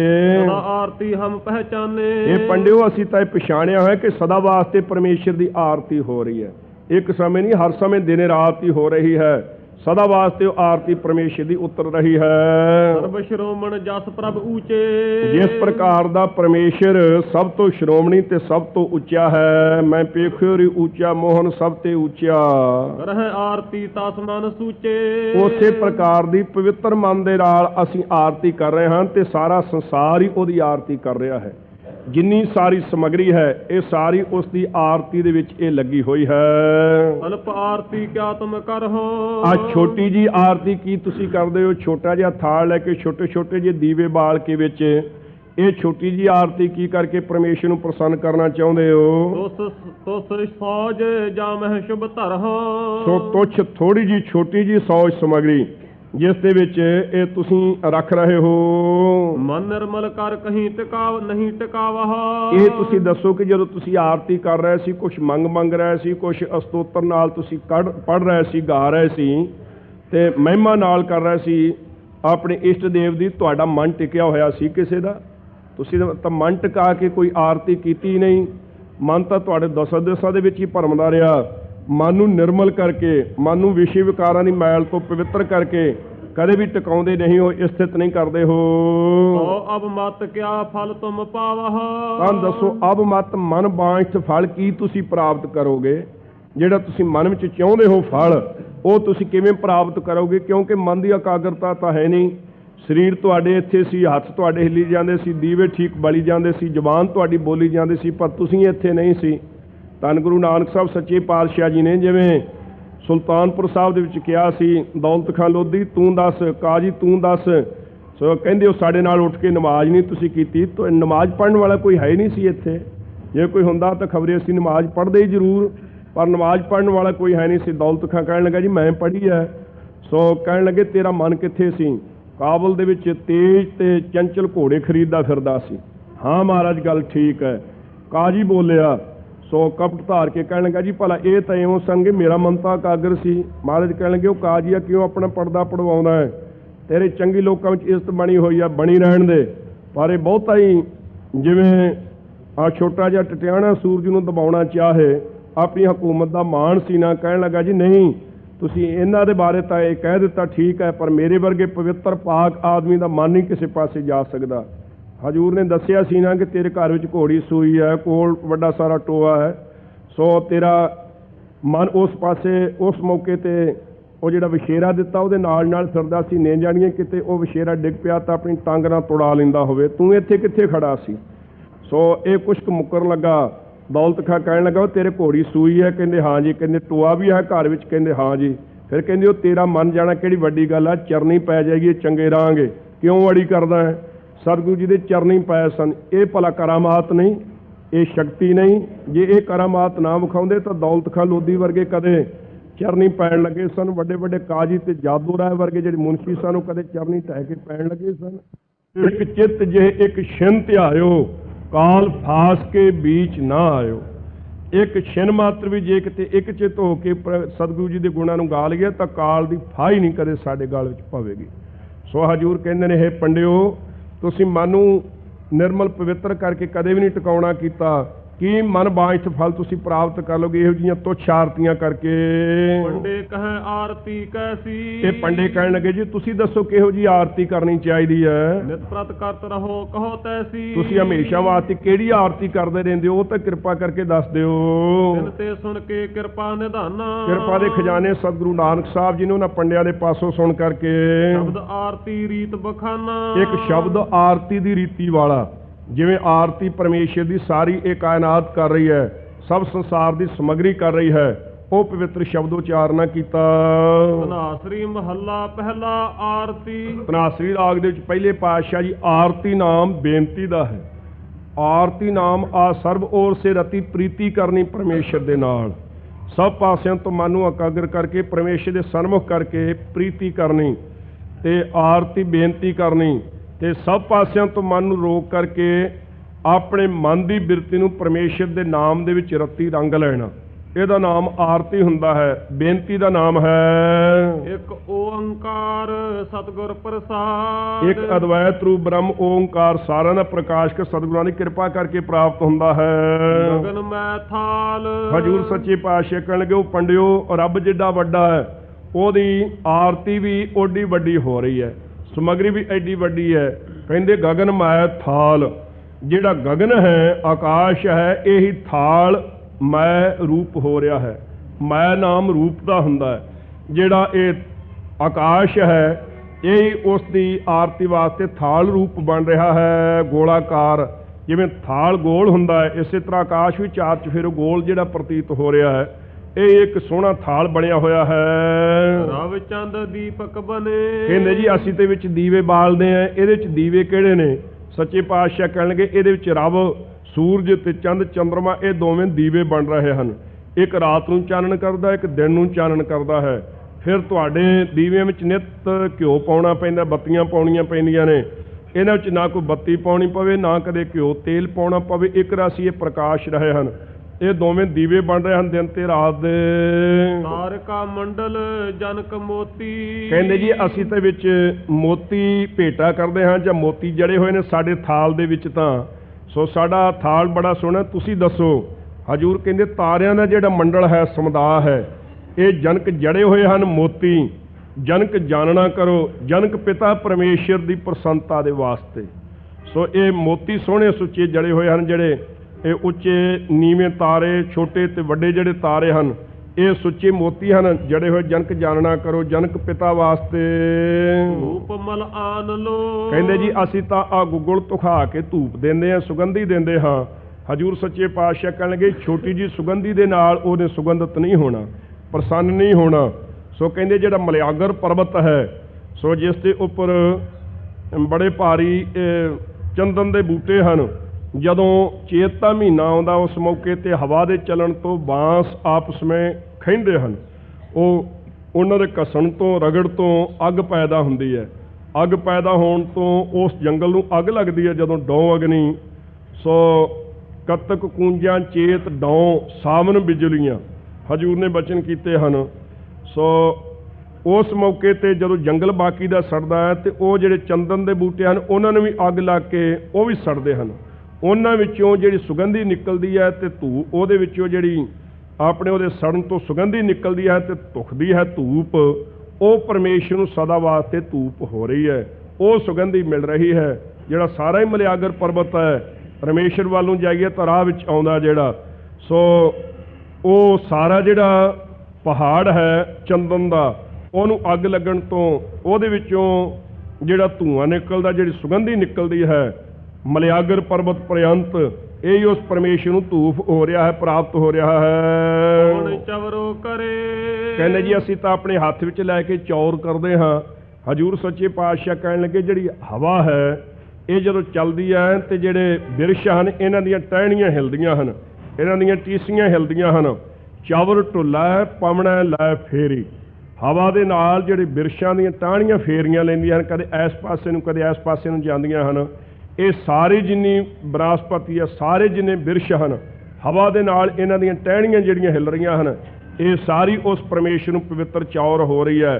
ਤੁਸੀਂ ਆ ਥੋੜੇ ਜਿਹੇ ਵਾਲਾਂ ਵਾਲੀ ਚੌਰ ਕਰਕੇ ਕੀ ਕਰੋਗੇ? ਸਗਲ ਬਨ ਰਾਏ ਫੁਲੰਤ ਜੋਤੀ, ਕਹਿੰਦੇ ਜੀ ਫੂਲੰਤ ਭਾਈ, ਫੁਲੰਤ ਨਹੀਂ। ਸੋ ਕਹਿੰਦੇ ਜੀ ਇਸ ਪ੍ਰਕਾਰ ਅਸੀਂ ਤਾਂ ਫੁੱਲ ਚਾੜਦੇ ਹਾਂ, ਆ ਫੁੱਲਾਂ ਦੀਆਂ ਮਾਲਾ ਭੇਟਾ ਕਰਦੇ ਹਾਂ। ਤੁਸੀਂ ਦੱਸੋ ਕਿਹੜੇ ਫੁੱਲ ਚੜ੍ਹ ਰਹੇ ਨੇ? ਕਹਿੰਦੇ ਸਗਲ ਬਨ ਰਾਏ, ਸਾਰੀ ਜਿੰਨੀ ਬਨਸਪਤੀ ਹੈ ਸਭ ਸੰਸਾਰ ਦੇ ਵਿੱਚ, ਇਹਦੇ ਵਿੱਚ ਜਿੰਨੇ ਫੁੱਲ ਸਾਰੇ ਖਿੜ ਰਹੇ ਹਨ, ਫੁੱਲ ਰਹੇ ਹਨ, ਉਹ ਜੋਤੀ ਪ੍ਰਕਾਸ਼ ਸਰੂਪ ਵਾਹਿਗੁਰੂ ਨੂੰ ਇਹ ਸਾਰੇ ਫੁੱਲਾਂ ਦੀਆਂ ਮਾਲਾ ਅਰਪਣ ਹੋ ਰਹੀਆਂ ਹਨ। ਸਾਰੇ ਫੁੱਲ ਤੇ ਇਸ ਪਰਮੇਸ਼ਰ ਨੂੰ ਭੇਟਾ ਹੋ ਰਹੇ ਹਨ। ਸਾਰੇ ਸੰਸਾਰ ਦੀ ਬਨਸਪਤੀ ਦੇ ਵਿੱਚੋਂ ਇੰਨੇ ਫੁੱਲ ਜਿਹੜੇ ਹਨ ਇਹ ਉਸ ਪਰਮੇਸ਼ਰ ਨੂੰ ਸਾਰੇ ਇਹ ਚੜ੍ਹ ਰਹੇ ਹਨ, ਮਿਲ ਰਹੇ ਹਨ। ਐਸੀ ਇਹ ਫੁੱਲਾਂ ਦੀ ਮਾਲਾ ਤੇ ਐਸੇ ਫੁੱਲ ਉਸ ਨੂੰ ਅਰਪਣ ਹੋ ਰਹੇ ਹਨ। ਐਸੀ ਆਰਤੀ ਹੋਏ, ਆ ਜਿਹੜੀ ਤੁਸੀਂ ਕਰਦੇ ਹੋ ਆਰਤੀ ਪੰਡਿਓ, ਇਹ ਪਰਮੇਸ਼ਰ ਦੀ ਆਰਤੀ ਕਿਵੇਂ ਹੋ ਸਕਦੀ ਹੈ? ਛੋਟੇ ਜਿਹੇ ਥਾਲ ਦੇ ਵਿੱਚ ਤੇ ਛੋਟੇ ਜਿਹੇ ਦੀਵਿਆਂ ਦੇ ਵਿੱਚ ਭਵ ਖੰਡਨਾ ਤੇਰੀ ਆਰਤੀ, ਪਰਮੇਸ਼ਰ ਦੇ ਸਨਮੁਖ ਬਿਰਤੀ ਕਰਕੇ ਕਹਿੰਦੇ ਨੇ ਇਹ ਜੰਮਣ ਮਰਨ ਦੇ ਭੈ ਨੂੰ ਖੰਡਨ ਕੱਟਣ ਵਾਲੇ ਵਾਹਿਗੁਰੂ, ਤੇਰੀ ਜਿਹੜੀ ਆਰਤੀ ਹੈ ਅਨਹਤਾ ਸ਼ਬਦ ਵਾਜੰਤ ਭੇਰੀ। ਸੋ ਇਹ ਤੇਰੀ ਆਰਤੀ ਛੋਟੇ ਜਿਹੇ ਦੀਵਿਆਂ ਦੇ ਨਾਲ ਤੇ ਛੋਟੇ ਜਿਹੇ ਥਾਲਾਂ ਦੇ ਨਾਲ ਨਹੀਂ ਹੋ ਸਕਦੀ। ਪੰਡੇ ਕਹਿਣ ਲੱਗੇ ਜੀ ਅਸੀਂ ਤਾਂ ਨਾਲ ਭੇਰੀਆਂ ਤੇ ਵਾਜੇ ਵਜਾਉਂਦੇ ਹਾਂ ਜਦੋਂ ਇਹ ਆਰਤੀ ਹੁੰਦੀ ਹੈ। ਹਜ਼ੂਰ ਕਹਿੰਦੇ ਅਨਹਤਾ ਸ਼ਬਦ ਵਾਜੰਤ ਭੇਰੀ, ਨਾਸ ਤੋਂ ਰਹਿਤ ਜਿਹੜਾ ਸ਼ਬਦ ਬ੍ਰਹਮ ਗਿਆਨੀਆਂ ਦੇ ਹਿਰਦੇ ਅੰਦਰ ਸਾਖਿਆਤ ਹੈ। ਅਜੱਪਾ ਜਾਪ ਨਾ ਵੀਸਰਿਆ ਆਦ ਜੁਗਾਦ ਸਮਾਏ, ਇੱਕ ਰਸ ਜਿਹੜਾ ਸਿਮਰਨ ਹੈ ਗੁਰਸਿੱਖਾਂ ਦੇ ਹਿਰਦੇ ਦੇ ਵਿੱਚ, ਗੁਰਮੁਖ ਰੋਮ ਰੋਮ ਹਰ ਧਿਆਵਾ ਹੈ। ਵਾ ਨਾਸ ਤੋਂ ਰਹਿਤ ਜਿਹੜਾ ਮੈਂ ਤੂੰ ਦਾ ਬੋਲ ਚਾਲ ਸਾਰੀ ਜਿਹੜੀ ਹੋ ਰਹੀ ਹੈ। ਸੋ ਇਹ ਪਰਮੇਸ਼ਰ ਦੀ ਅਨਹਤਾ ਸ਼ਬਦ ਜਿਹੜਾ ਨਾਸ ਤੋਂ ਰਹਿਤ ਪਰਮੇਸ਼ਰ ਦਾ ਸ਼ਬਦ ਹੈ, ਸਤਨਾਮ ਵਾਹਿਗੁਰੂ ਦਾ ਉਚਾਰਨ, ਇਹ ਉਸ ਪਰਮੇਸ਼ਰ ਦੀ ਪ੍ਰਸੰਨਤਾ ਵਾਸਤੇ ਸੋਹਣੀਆਂ ਭੇਰੀਆਂ ਇਹ ਵਾਜੇ ਵੱਜ ਰਹੇ ਹਨ, ਭੇਰੀਆਂ ਵੱਜ ਰਹੀਆਂ ਹਨ। ਵਿਸਰਾਮ ਦੇ ਕੇ ਕਹਿੰਦੇ ਹਨ ਸਹਿਸ ਤਵ ਨੈਣ। ਸੋ ਕਹਿਣ ਲੱਗੇ ਜੀ ਅਸੀਂ ਤਾਂ ਸਤੋਤਰ ਉਚਾਰਦੇ ਹਾਂ। ਤੁਸੀਂ ਦੱਸੋ ਉਹ ਸਤੋਤਰ ਕਿਹੜਾ ਉਚਾਰਦੇ ਹੋ? ਪਰਮੇਸ਼ਰ ਦਾ ਜਸ ਜਿਸ ਦੇ ਵਿੱਚ ਕੀਤਾ ਜਾਵੇ ਉਹਨੂੰ ਸਤੋਤਰ ਕਹੀਦਾ ਹੈ। ਤੁਸੀਂ ਦੱਸੋ ਜੀ ਉਹ ਸਤੋਤਰ ਕਿਹੜਾ ਕਰਦੇ ਹੋ? ਅਸੀਂ ਤਾਂ ਵਿਰਾਟ ਰੂਪ ਪਰਮੇਸ਼ਰ ਨੂੰ ਕਥਨ ਕਰਦੇ ਹਾਂ। ਹਜ਼ੂਰ ਕਹਿਣ ਲੱਗੇ ਇਹ ਵੇਖੋ ਭਾਈ ਅਸੀਂ ਵੀ ਸਤੋਤਰ ਉਚਾਰਦੇ ਹਾਂ। ਸਹਿਸ ਤਵ ਨੈਣ, ਹੇ ਵਾਹਿਗੁਰੂ ਪਰਮੇਸ਼ਰ ਸਰਗੁਣ ਸਰੂਪ ਦੇ ਵਿੱਚ ਤੇਰੇ ਹਜ਼ਾਰਾਂ ਨੇਤਰ ਹਨ। ਜਿੰਨੇ ਸਾਰੀ ਸ੍ਰਿਸ਼ਟੀ ਦੇ ਨੇਤਰ ਹਨ ਇਹ ਸਾਰੇ ਤੇਰੇ ਹੀ ਹਨ। ਭਾਈ ਨੰਦ ਲਾਲ ਜੀ ਗੁਰਮੁਖ ਪਿਆਰੇ ਬ੍ਰਹਮ ਗਿਆਨੀ ਸਤਿਗੁਰੂ ਕਲਗੀਧਰ ਜੀ ਦੀ ਬਖਸ਼ਿਸ਼ ਨੂੰ ਪ੍ਰਾਪਤ ਹੋਏ ਹੋਏ ਜਿਵੇਂ ਕਹਿ ਰਹੇ ਹਨ, ਨੂਰ ਦਰ ਹਰ ਚਿਸ਼ਮ ਗੁਰ ਗੋਬਿੰਦ ਸਿੰਘ, ਰੂਹ ਦਰ ਹਰ ਜਿਸਮ ਗੁਰ ਗੋਬਿੰਦ ਸਿੰਘ। ਜਿੰਨੀਆਂ ਦੇਹਾਂ ਹਨ ਇਹਨਾਂ ਸਾਰਿਆਂ ਵਿੱਚ ਰੂਹ ਚੇਤਨ ਸੱਤਾ ਗੁਰੂ ਗੋਬਿੰਦ ਸਿੰਘ ਸਾਹਿਬ ਸੱਚੇ ਪਾਤਸ਼ਾਹ ਜੀ ਦੀ ਹੈ। ਇਹ ਜਿੰਨੇ ਸਾਰੇ ਨੇਤਰ ਹਨ ਇਹਨਾਂ ਵਿੱਚ ਪ੍ਰਕਾਸ਼ ਜਲਵਾ ਰੌਸ਼ਨੀ ਜੋ ਹੈ ਇਹ ਗੁਰੂ ਗੋਬਿੰਦ ਸਿੰਘ ਸਾਹਿਬ ਸੱਚੇ ਪਾਤਸ਼ਾਹ ਮਹਾਰਾਜ ਸਾਹਿਬ ਜੀ ਦੀ ਆਪਣੀ ਹੈ। ਸੋ ਹਜ਼ਾਰਾਂ ਹੀ ਨੇਤਰ ਹਨ ਤੇਰੇ। ਵਿਰਾਟ ਸਰੂਪ ਦੇ ਵਿੱਚ ਤੇਰੇ ਹਜ਼ਾਰਾਂ ਨੇਤਰ ਹਨ। ਸਰਗੁਣ ਸਰੂਪ ਦੇ ਵਿੱਚ ਸਾਰੀ ਦੁਨੀਆ ਦੇ ਨੇਤਰ ਤੇਰੇ ਨੇਤਰ ਬਣ ਰਹੇ ਹਨ, ਅੱਖਾਂ ਬਣ ਰਹੀਆਂ ਹਨ। ਨਾਨ ਨੈਣ ਹੈ ਤੋਹੇ ਕਾ, ਨਿਰਗੁਣ ਸਰੂਪ ਦੇ ਵਿੱਚ ਤੇਰਾ ਨਹੀਂ ਹੈ ਕੋਈ ਵੀ ਨੇਤਰ, ਰੂਪ ਰੇਖ ਆਕਾਰ ਤੋਂ ਰਹਿਤ ਹੈ। ਨਿਰਗੁਣ ਸਰੂਪ ਦੇ ਵਿੱਚ ਤੇਰਾ ਨਹੀਂ ਹੈ ਕੋਈ ਵੀ ਇੱਕ ਵੀ ਨੇਤਰ ਨਹੀਂ ਹੈ। ਸਹਿਸ ਮੂਰਤ ਨਨਾ ਏਕ ਤੋਹੀ, ਸਹਿਸ ਮੂਰਤ ਹਜ਼ਾਰਾਂ ਹੀ ਮੂਰਤਾਂ ਹੈ ਜਿਹੜੀਆਂ ਹਨ ਇਹ ਪਰਮੇਸ਼ਰ ਤੇਰੀਆਂ ਬਣ ਰਹੀਆਂ ਹਨ। ਉਹ ਆ ਮੂਰਤਾਂ ਕਾਗਜ਼ ਦੀਆਂ ਨਹੀਂ ਸਮਝਣੀਆਂ, ਕੋਈ ਪੱਥਰ ਦੀਆਂ ਜਾਂ ਤਾਂਬੇ ਜਾਂ ਚਾਂਦੀ ਜਾਂ ਇਹੋ ਜਿਹੀਆਂ ਲੱਕੜ ਦੀਆਂ ਨਹੀਂ ਸਮਝਣੀਆਂ। ਮੂਰਤੀਆਂ ਨਾਮ ਆ ਜਿੰਨੀਆਂ ਦੇਹਾਂ ਹਨ। ਸੋ ਅੰਡਜ ਖਾਣੇ ਦੀਆਂ, ਜੇਰਜ ਖਾਣੇ ਦੀਆਂ, ਸੇਤਜ ਉਤਪੁਜ ਖਾਣੇ ਦੀਆਂ ਜਿੰਨੀਆਂ ਮੂਰਤਾਂ ਸ਼ਕਲਾਂ ਹਨ ਇਹ ਵਾਹਿਗੁਰੂ ਤੇਰੀਆਂ ਹੀ ਹਨ। ਸਗਲ ਭਵਨ ਕੀ ਮੂਰਤ ਏਕਾ ਮੁਖ ਤੇਰਾ ਟਕਸਾਲਾ। ਇਸ ਪ੍ਰਕਾਰ ਸੋ ਸਹਿਸ ਮੂਰਤ ਹਜ਼ਾਰਾਂ ਹੀ ਤੇਰੀਆਂ ਇਹ ਮੂਰਤ ਤੇਰੇ ਇਹ ਸਰੂਪ ਬਣ ਰਹੇ ਹਨ ਸਰਗੁਣ ਸਰੂਪ ਦੇ ਵਿੱਚ। ਨਨਾ ਏਕ ਤੋਹੀ ਨਿਰਗੁਣ ਸਰੂਪ ਦੇ ਵਿੱਚ ਤੇਰੀ ਕੋਈ ਵੀ ਮੂਰਤੀ ਨਹੀਂ ਹੈ, ਉਹ ਤੂੰ ਅਕਾਲ ਮੂਰਤ ਹੈ। ਕਾਲ ਤੋਂ ਰਹਿਤ ਤੇਰੇ ਮੂਰਤ ਸਰੂਪ ਹਸਤੀ ਹੈ। ਉੱਥੇ ਮੂਰਤ ਨਾਮ ਹਸਤੀ ਦਾ ਹੈ, ਸਰੂਪ ਦਾ ਹੈ, ਹੋਂਦ ਦਾ ਹੈ। ਸੋ ਇਹ ਵਾਹਿਗੁਰੂ ਅਕਾਲ ਮੂਰਤ ਹੈ, ਸਾਧ ਸੰਤਨ ਕੀ ਠਾਹਰ ਨੀਕੀ ਧਿਆਨ ਕਉ। ਨਿਰਗੁਣ ਸਰੂਪ ਦੇ ਵਿੱਚ ਤੇਰਾ ਕੋਈ ਆਕਾਰ ਨਹੀਂ ਹੈ। ਸਹਸ ਪਦ ਬਿਮਲ ਸਰਗੁਣ ਸਰੂਪ ਦੇ ਵਿੱਚ ਅਥਵਾ ਵਿਰਾਟ ਸਰੂਪ ਦੇ ਵਿੱਚ ਹਜ਼ਾਰਾਂ ਤੇਰੇ ਬਿਮਲ ਮੈਲ ਤੋਂ ਰਹਿਤ ਉਜਲ ਤੇਰੇ ਪਦ ਚਰਨ ਹਨ। ਭਗਤਾਂ ਦੇ ਧਿਆਨ ਕਰਨੇ ਯੋਗ, ਜਿਨ੍ਹਾਂ ਚਰਨਾਂ ਨਾਲ ਚੱਲ ਕੇ ਆਪਣੇ ਭਗਤਾਂ ਦੀ ਸਹਾਇਤਾ ਜਾ ਕੇ ਕਰਦੇ ਹੋ। ਨਰ ਏਕ ਪਦ ਨਿਰਗੁਣ ਸਰੂਪ ਦੇ ਵਿੱਚ ਤੁਹਾਡਾ ਇੱਕ ਵੀ ਚਰਨ ਨਹੀਂ ਹੈ। ਗੰਧ ਬਿਨ ਨਿਰਗੁਣ ਸਰੂਪ ਤੁਹਾਡਾ ਨਾਸਾਂ ਤੋਂ ਬਿਨਾਂ ਹੈ, ਕੋਈ ਇੱਕ ਵੀ ਨਾਸਕਾ ਤੁਹਾਡੀ ਨਹੀਂ ਹੈ ਸੁਗੰਧੀ ਲੈਣ ਵਾਲੀ। ਸਹਸ ਤਵ ਗੰਧ ਤੇ ਸਰਗੁਣ ਸਰੂਪ ਦੇ ਵਿੱਚ ਹਜ਼ਾਰਾਂ ਇਹ ਨਾਸਕਾਂ ਤੇਰੀਆਂ ਹੀ ਬਣ ਰਹੀਆਂ ਨੇ। ਇਹ ਵਾਹਿਗੁਰੂ ਇਵ ਚਲਤ ਮੋਹੀ ਇਹੋ ਜਿਹੇ ਚਲਤ ਕੌਤੁਕ ਨੂੰ ਵੇਖ ਕਰਕੇ ਸਾਡੀ ਜਿਗਿਆਸੂਆਂ ਦੇ ਚਿੱਤ ਦੀ ਬਿਰਤੀ ਤੇਰੇ ਵਿੱਚ ਮੋਹਤ ਹੋ ਰਹੀ ਹੈ। ਐਸੇ ਤੇਰੇ ਆਸ਼ਚਰਜੀ ਕੌਤੁਕ ਵੇਖ ਕਰਕੇ ਸਭ ਮਹਿ ਜੋਤ ਜੋਤ ਹੈ ਸੋ। ਸੋ ਇਸ ਪ੍ਰਕਾਰ ਇਹ ਅਸਤੋਤਰ ਸੁਣ ਕੇ ਬੜੇ ਇਹ ਚਿੱਤ ਵਿੱਚ ਪ੍ਰਸੰਨ ਹੋਏ। ਪੰਡੇ ਕਹਿਣ ਲੱਗੇ ਜੀ ਤੁਸੀਂ ਦੱਸੋ ਕਿ ਕਿਹੜੀ ਜੋਤ ਤੋਂ ਇਹ ਬਾਕੀ ਦੀਆਂ ਜੋਤਾਂ ਤੁਸੀਂ ਇਹ ਪ੍ਰਕਾਸ਼ਕ ਹੋ ਰਹੀਆਂ ਤੁਸੀਂ ਮੰਨਦੇ ਹੋ। ਸੋ ਕਹਿਣ ਲੱਗੇ ਕਿ ਸਾਡੇ ਪਾਸ ਇੱਕ ਵੱਡੀ ਭਾਰੀ ਜੋਤ ਹੈ, ਅਖੰਡ ਜੋਤ। ਉਸ ਅਖੰਡ ਜੋਤ ਤੋਂ ਪੰਡਾ ਆ ਕੇ ਬਾਕੀ ਦੇ ਦੀਵੇ ਤੇ ਜੋਤਾਂ ਜਗਾਉਂਦਾ ਹੈ। ਤੁਸੀਂ ਦੱਸੋ ਕਿਹੜੀ ਉਹ ਅਖੰਡ ਜੋਤ ਹੈ ਜਿਸ ਤੋਂ ਬਾਕੀ ਦੇ ਜਿਹੜੇ ਇਹ ਖਟ ਜੋਤੀ ਹਨ ਪ੍ਰਕਾਸ਼ ਰਹਿਣ। ਚੰਦਰਮਾ, ਸੂਰਜ, ਤਾਰੇ ਆਦਿਕ, ਅਗਨੀ, ਬਿਜਲੀ, ਬੁੱਧੀ, ਇਹ 6 ਜਿਹੜੇ ਪ੍ਰਕਾਸ਼ਕ ਹਨ। ਇਹ ਦੱਸੋ ਤੁਸੀਂ ਇਹ ਕਿਵੇਂ ਤੁਹਾਡੇ ਦੀਵੇ ਇਹ ਕਿਵੇਂ ਪ੍ਰਕਾਸ਼ ਰਹੇ ਨੇ। ਹਜ਼ੂਰ ਕਹਿੰਦੇ ਹਨ ਸਭ ਮੈਂ ਜੋਤ ਜੋ ਸਾਰਿਆਂ ਵਿੱਚ ਪਰਮੇਸ਼ਰ ਦੀ ਜੋਤ ਹੈ। ਜੋ ਜਾਗਤ ਜੋਤ ਜਪੈ ਨੇ ਸਬਾਸਰ ਦਸਮ ਸਰੂਪ ਵਿੱਚ ਜਿਸ ਜੋਤ ਬਾਰੇ ਕਿਹਾ ਹੈ। ਜਾਗਤ ਜੋਤ ਜਪੈ ਨੇ ਸਬਾਸਰ ਏਕ ਬਿਨਾ ਮਨ ਨਾਇਕ ਨ ਆਨੈ। ਜੋ ਜਿਮੀ ਜਮਾਨ ਕੇ ਬਿਖੈ ਸਮਸਤ ਏਕ ਜੋਤ ਹੈ। ਨਾ ਘਾਟ ਹੈ ਨਾ ਬਾੜ ਹੈ ਨਾ ਘਾਟ ਬਾੜ ਹੋਤ ਹੈ। ਸੋ ਇੱਕ ਰਸ ਜੋ ਅਖੰਡਾਕਾਰ ਜੋਤ ਹੈ ਪਰਮੇਸ਼ਰ ਦੀ ਸਦਾ ਵਾਸਤੇ ਜਾਗਦੀ ਜੋਤ। ਸੋ ਇਸ ਪ੍ਰਕਾਰ ਤਤ ਨਿਰੰਜਨ ਜੋਤ ਸਬਾਈ ਸੋਹੰ ਭੇਦ ਨ ਕੋਈ ਜੀਓ। ਅਪਰੰਪਰ ਪਾਰ ਬ੍ਰਹਮ ਪਰਮੇਸ਼ਰ ਨਾਨਕ ਗੁਰ ਮਿਲਿਆ ਸੋਈ ਜੀਓ। ਉਹ ਜਿਹੜੀ ਸਭ ਮੈਂ ਜੋਤ ਸਾਰਿਆਂ ਵਿੱਚ ਜਿਹੜੀ ਜੋਤ ਕੰਮ ਕਰ ਰਹੀ ਹੈ, ਜਿਸ ਜੋਤ ਕਰਕੇ ਅੱਖਾਂ ਨਾਲ ਵੇਖ ਰਹੇ ਹਾਂ, ਕੰਨਾਂ ਨਾਲ ਸੁਣ ਰਹੇ ਹਾਂ, ਜ਼ੁਬਾਨ ਨਾਲ ਬੋਲ ਰਹੇ ਹਾਂ, ਪੈਰਾਂ ਨਾਲ ਤੁਰ ਰਹੇ ਹਾਂ, ਹੱਥਾਂ ਨਾਲ ਕੰਮ ਕਰ ਰਹੇ ਹਾਂ, ਬੁੱਧੀ ਨਾਲ ਸੰਕਲਪ ਨਿਸ਼ਚੇ ਕਰ ਰਹੇ ਹਾਂ, ਮਨ ਨਾਲ ਸੰਕਲਪ ਉਠਾ ਰਹੇ ਹਾਂ, ਸਾਰੇ ਸਰੀਰਾਂ ਦੀ ਕਿਰਿਆ ਹੋ ਰਹੀ ਹੈ, ਹਰਕਤ ਹੋ ਰਹੀ ਹੈ ਸਭ ਸੰਸਾਰ ਦੀ। ਉਹ ਜਿਹੜੀ ਸਾਰਿਆਂ ਦੇ ਵਿੱਚ ਜੋਤ ਹੈ ਸੋਏ, ਉਹ ਅਖੰਡ ਜੋਤ ਹੈ, ਸਭ ਤੋਂ ਵੱਡੀ ਜੋਤ ਹੈ। ਜਿਸ ਕੈ ਚਾਨਣ ਇਸ ਉਸ ਅਖੰਡ ਜੋਤ ਦੇ ਪ੍ਰਕਾਸ਼ ਕਰਕੇ ਸਭ ਮਹਿ ਚਾਨਣ ਹੋ। ਸਾਰਿਆਂ ਦੇ ਵਿੱਚ ਚਾਨਣ ਪ੍ਰਕਾਸ਼ ਹੋ ਰਿਹਾ। ਉਸ ਦੀ ਸੱਤਾ ਦੇ ਨਾਲ ਇਹ ਤਾਰੇ ਜਿਹੜੇ ਹਨ ਚਮਕ ਡਲਕਾ ਮਾਰ ਰਹੇ ਹਨ। ਚੰਦਰਮਾ ਪ੍ਰਕਾਸ਼ ਰਿਹਾ ਹੈ, ਸੂਰਜ ਚਾਨਣ ਕਰ ਰਿਹਾ ਹੈ, ਅਗਨੀ ਦੇ ਵਿੱਚ ਪ੍ਰਕਾਸ਼ ਹੈ। ਸੋ ਉਸ ਜੋਤ ਦੇ ਕਰਕੇ ਸਾਰਿਆਂ ਇਹ ਖਟ ਜੋਤੀਆਂ ਦੇ ਵਿੱਚ ਉਹ ਚਾਨਣ ਹੋ ਰਿਹਾ ਹੈ। ਗੁਰ ਸਾਖੀ ਜੋਤ ਪ੍ਰਗਟ ਹੋ। ਕਹਿੰਦੇ ਜੀ ਸਾਡੀ ਤਾਂ ਉਸ ਜੋਤ ਨੂੰ ਪੰਡਾ ਜਗਾਉਂਦਾ ਹੈ। ਇਹ ਤੁਹਾਡੀ ਜੋਤ ਕਿਵੇਂ ਜਗਦੀ ਹੈ? ਕਹਿੰਦੇ ਗੁਰ ਸਾਖੀ ਜੋਤ ਪ੍ਰਗਟ ਹੋਏ।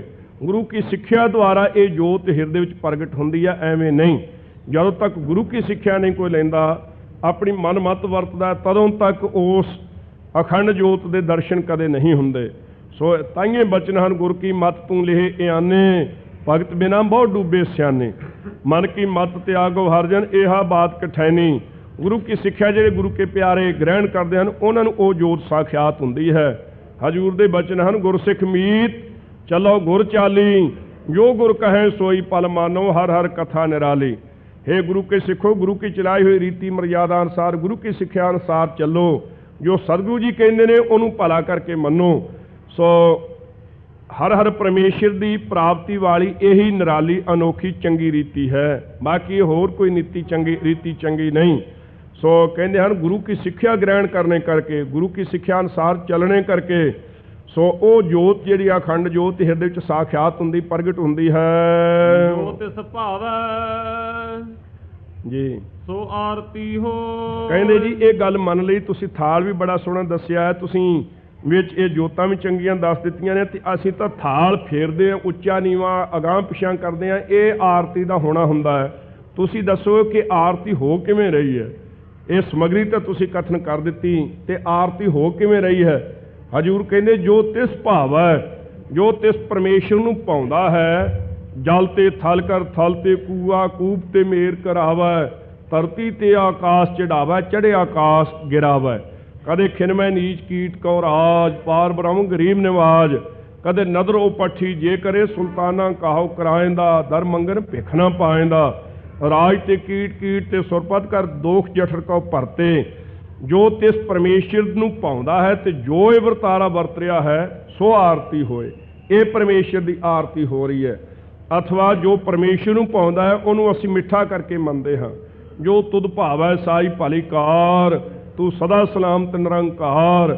ਤੇਰਾ ਕੀਆ ਮੀਠਾ ਲਾਗੈ, ਹਰ ਨਾਮ ਪਦਾਰਥ ਨਾਨਕ ਮੰਗੈ। ਪਰਮੇਸ਼ਰ ਦੇ ਭਾਣੇ ਵਿੱਚ ਪ੍ਰਸੰਨ ਰਹਿ ਕੇ ਜਿਹੜਾ ਉਹਦੀ ਆਗਿਆ ਵਿੱਚ ਪ੍ਰਸੰਨ ਹੋ ਕੇ ਚੱਲਣਾ ਹੈ, ਇਹ ਤਿਸ ਪਰਮੇਸ਼ਰ ਦੀ ਆਰਤੀ ਦਾ ਹੋਣਾ ਹੈ। ਇਸ ਤਰੀਕੇ ਨਾਲ ਪਰਮੇਸ਼ਰ ਦੀ ਆਰਤੀ ਹੋ ਰਹੀ ਹੈ।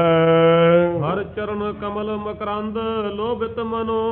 ਸੋ ਮੰਗ ਮੰਗੀ ਦੀ ਹੈ। ਕਹਿੰਦੇ ਜੀ ਜਦੋਂ ਆਰਤੀ ਕਰੀਏ ਤੁਸੀਂ ਕਿਹੜੀ ਮੰਗ ਮੰਗਦੇ ਹੋ? ਹਜੂਰ ਸੱਚੇ ਪਾਤਸ਼ਾਹ ਕਹਿਣ ਲੱਗੇ ਜਿਵੇਂ ਅੱਜ ਅੰਮ੍ਰਿਤ ਵੇਲੇ ਬਚਨ ਸਨ, ਮੇਰੇ ਲਾਲ ਭਲੋ ਰੇ ਭਲੋ ਰੇ ਭਲੋ ਹਰ ਮੰਗਣਾ। ਸਾਰੀਆਂ ਮੰਗਾਂ ਭਲੀਆਂ ਤੋਂ ਭਲੀਆਂ ਮੰਗਾਂ ਦੇ ਵਿੱਚੋਂ ਇਹੀ ਮੰਗ ਚੰਗੀ ਹੈ ਜਿਹੜੇ ਪਰਮੇਸ਼ਰ ਨੂੰ ਹੀ ਮੰਗ ਲੈਣਾ ਹੈ ਕਿ ਪਰਮੇਸ਼ਰ ਤੂੰ ਹੀ ਸਾਡੇ ਹਿਰਦੇ ਵਿੱਚ ਆ ਕੇ ਸਾਖਿਆਤ ਹੋ, ਹੋਰ ਸਾਨੂੰ ਕਿਸੇ ਚੀਜ਼ ਦੀ ਲੋੜ ਹੀ ਨਹੀਂ। ਜਿੱਥੇ ਰਾਜਾ ਆ ਜਾਵੇ ਉੱਥੇ ਕੀ ਮਜਾਲ ਹੈ ਕਿ ਵਜ਼ੀਰ ਤੇ ਬਾਕੀ ਦੇ ਅਹਿਲਕਾਰ ਨਾ ਆਉਣ ਤੇ ਉੱਥੇ ਪਦਾਰਥ ਸਾਰੇ ਨਾ ਆਉਣ। ਜਿੱਥੇ ਪਰਮੇਸ਼ਰ ਹੀ ਹਿਰਦੇ ਵਿੱਚ ਸਾਖਿਆਤ ਹੋ ਗਿਆ, ਬਾਕੀ ਕਿਹੜੀ ਚੀਜ਼ ਦੀ ਉੱਥੇ ਥੁੜ ਰਹਿ ਜਾਣੀ ਹੈ। ਇਸ ਵਾਸਤੇ ਹੋਰ ਕੋਈ ਮੰਗ ਹੀ ਕੀ ਮੰਗਣੀ ਹੈ? ਸਭ ਤੋਂ ਵੱਡੀ ਮੰਗ ਪਰਮੇਸ਼ਰ ਨੂੰ ਹੀ ਪ੍ਰਾਪਤ ਕਰ ਲੈਣਾ, ਮੰਗ ਲੈਣਾ, ਇਹੀ ਵੱਡੀ ਮੰਗ ਹੈ। ਜਿਵੇਂ ਭਾਈ ਹਿੰਮੇ ਨੇ ਕਿਹਾ ਸੀ, ਹੇ ਸਤਿਗੁਰੂ ਜੀ ਕਿਰਪਾ ਕਰੋ, ਸਭ ਕਿਛ ਤੁਮਰਾ ਹਾਥ ਪ੍ਰਭ ਆਪ ਕਰਾ ਕਰਾਏ। ਸੋ ਸਾਸ ਸਾਸ ਸਿਮਰਤ ਰਹਾ, ਨਾਨਕ ਦਾਨ ਪਾਏ। ਸੋ ਨਾਨਕ ਜਾਚ ਦਰ ਤੇਰਾ ਪ੍ਰਭ, ਤੁਧਰੋਂ ਮੰਗੈ ਦਾਨ। ਮਹਾਰਾਜ ਤੇਰੇ ਮੰਗਤੇ ਹੈ, ਅਸੀਂ ਤਾਂ ਤੇਰਾ ਹੀ ਦਾਨ ਮੰਗਦੇ ਹਾਂ, ਤੂੰ ਹੀ ਸਾਡੇ ਹਿਰਦੇ ਵਿੱਚ ਸਾਖਿਆਤ ਹੋ, ਸਾਨੂੰ ਹੋਰ ਕਿਸੇ ਚੀਜ਼ ਦੀ ਲੋੜ ਹੀ ਨਹੀਂ ਹੈ। ਇਸ ਪ੍ਰਕਾਰ ਅਸੀਂ ਮੰਗਦੇ ਹਾਂ, ਹਰ ਚਰਨ ਕਮਲ ਮਕਰੰਦ ਲੋਭਿਤ ਮਨੋ। ਹੇ ਵਾਹਿਗੁਰੂ ਤੇਰੇ ਚਰਨ ਕਮਲਾਂ ਦੀ ਨਿਆਈ ਹਨ, ਉਹਨਾਂ ਦੇ ਉੱਪਰ ਮਕਰੰਦ ਧੂੜਾ ਹੈ ਜਿਹੜਾ ਭਗਤੀ ਰੂਪ, ਧੂੜਾ ਹੈ ਜਿਹੜਾ ਸਰਦਾ ਰੂਪ, ਉਹਦੇ ਵਿੱਚ ਸਾਡਾ ਮਨ ਭੌਰਾ ਬਣ ਕੇ ਲੋਭ ਤੋਂ ਲੁਭਾਇਮਾਨ ਹੋ ਰਿਹਾ ਹੈ। ਸੋ ਪ੍ਰੇਮੀ ਹੋ ਰਿਹਾ ਹੈ। ਅਨ ਦਿਨ ਮੋਹਿ ਆਹੀ ਪਿਆਸਾ। ਤੁਹਾਡੇ ਚਰਨ ਕਮਲਾਂ ਦੀ ਜਿਹੜੀ ਧੂੜ ਹੈ ਸਰਦਾ ਰੂਪ, ਉਹਨੂੰ ਪ੍ਰਾਪਤ ਕਰਨ ਵਾਸਤੇ ਦਿਨੇ ਰਾਤ ਮੋਹੇ ਮੇਰੇ ਮਨ ਦੇ ਵਿੱਚ ਆਹੀ ਹੈ ਲੱਗੀ ਹੋਈ ਪਿਆਸ, ਇੱਛਾ।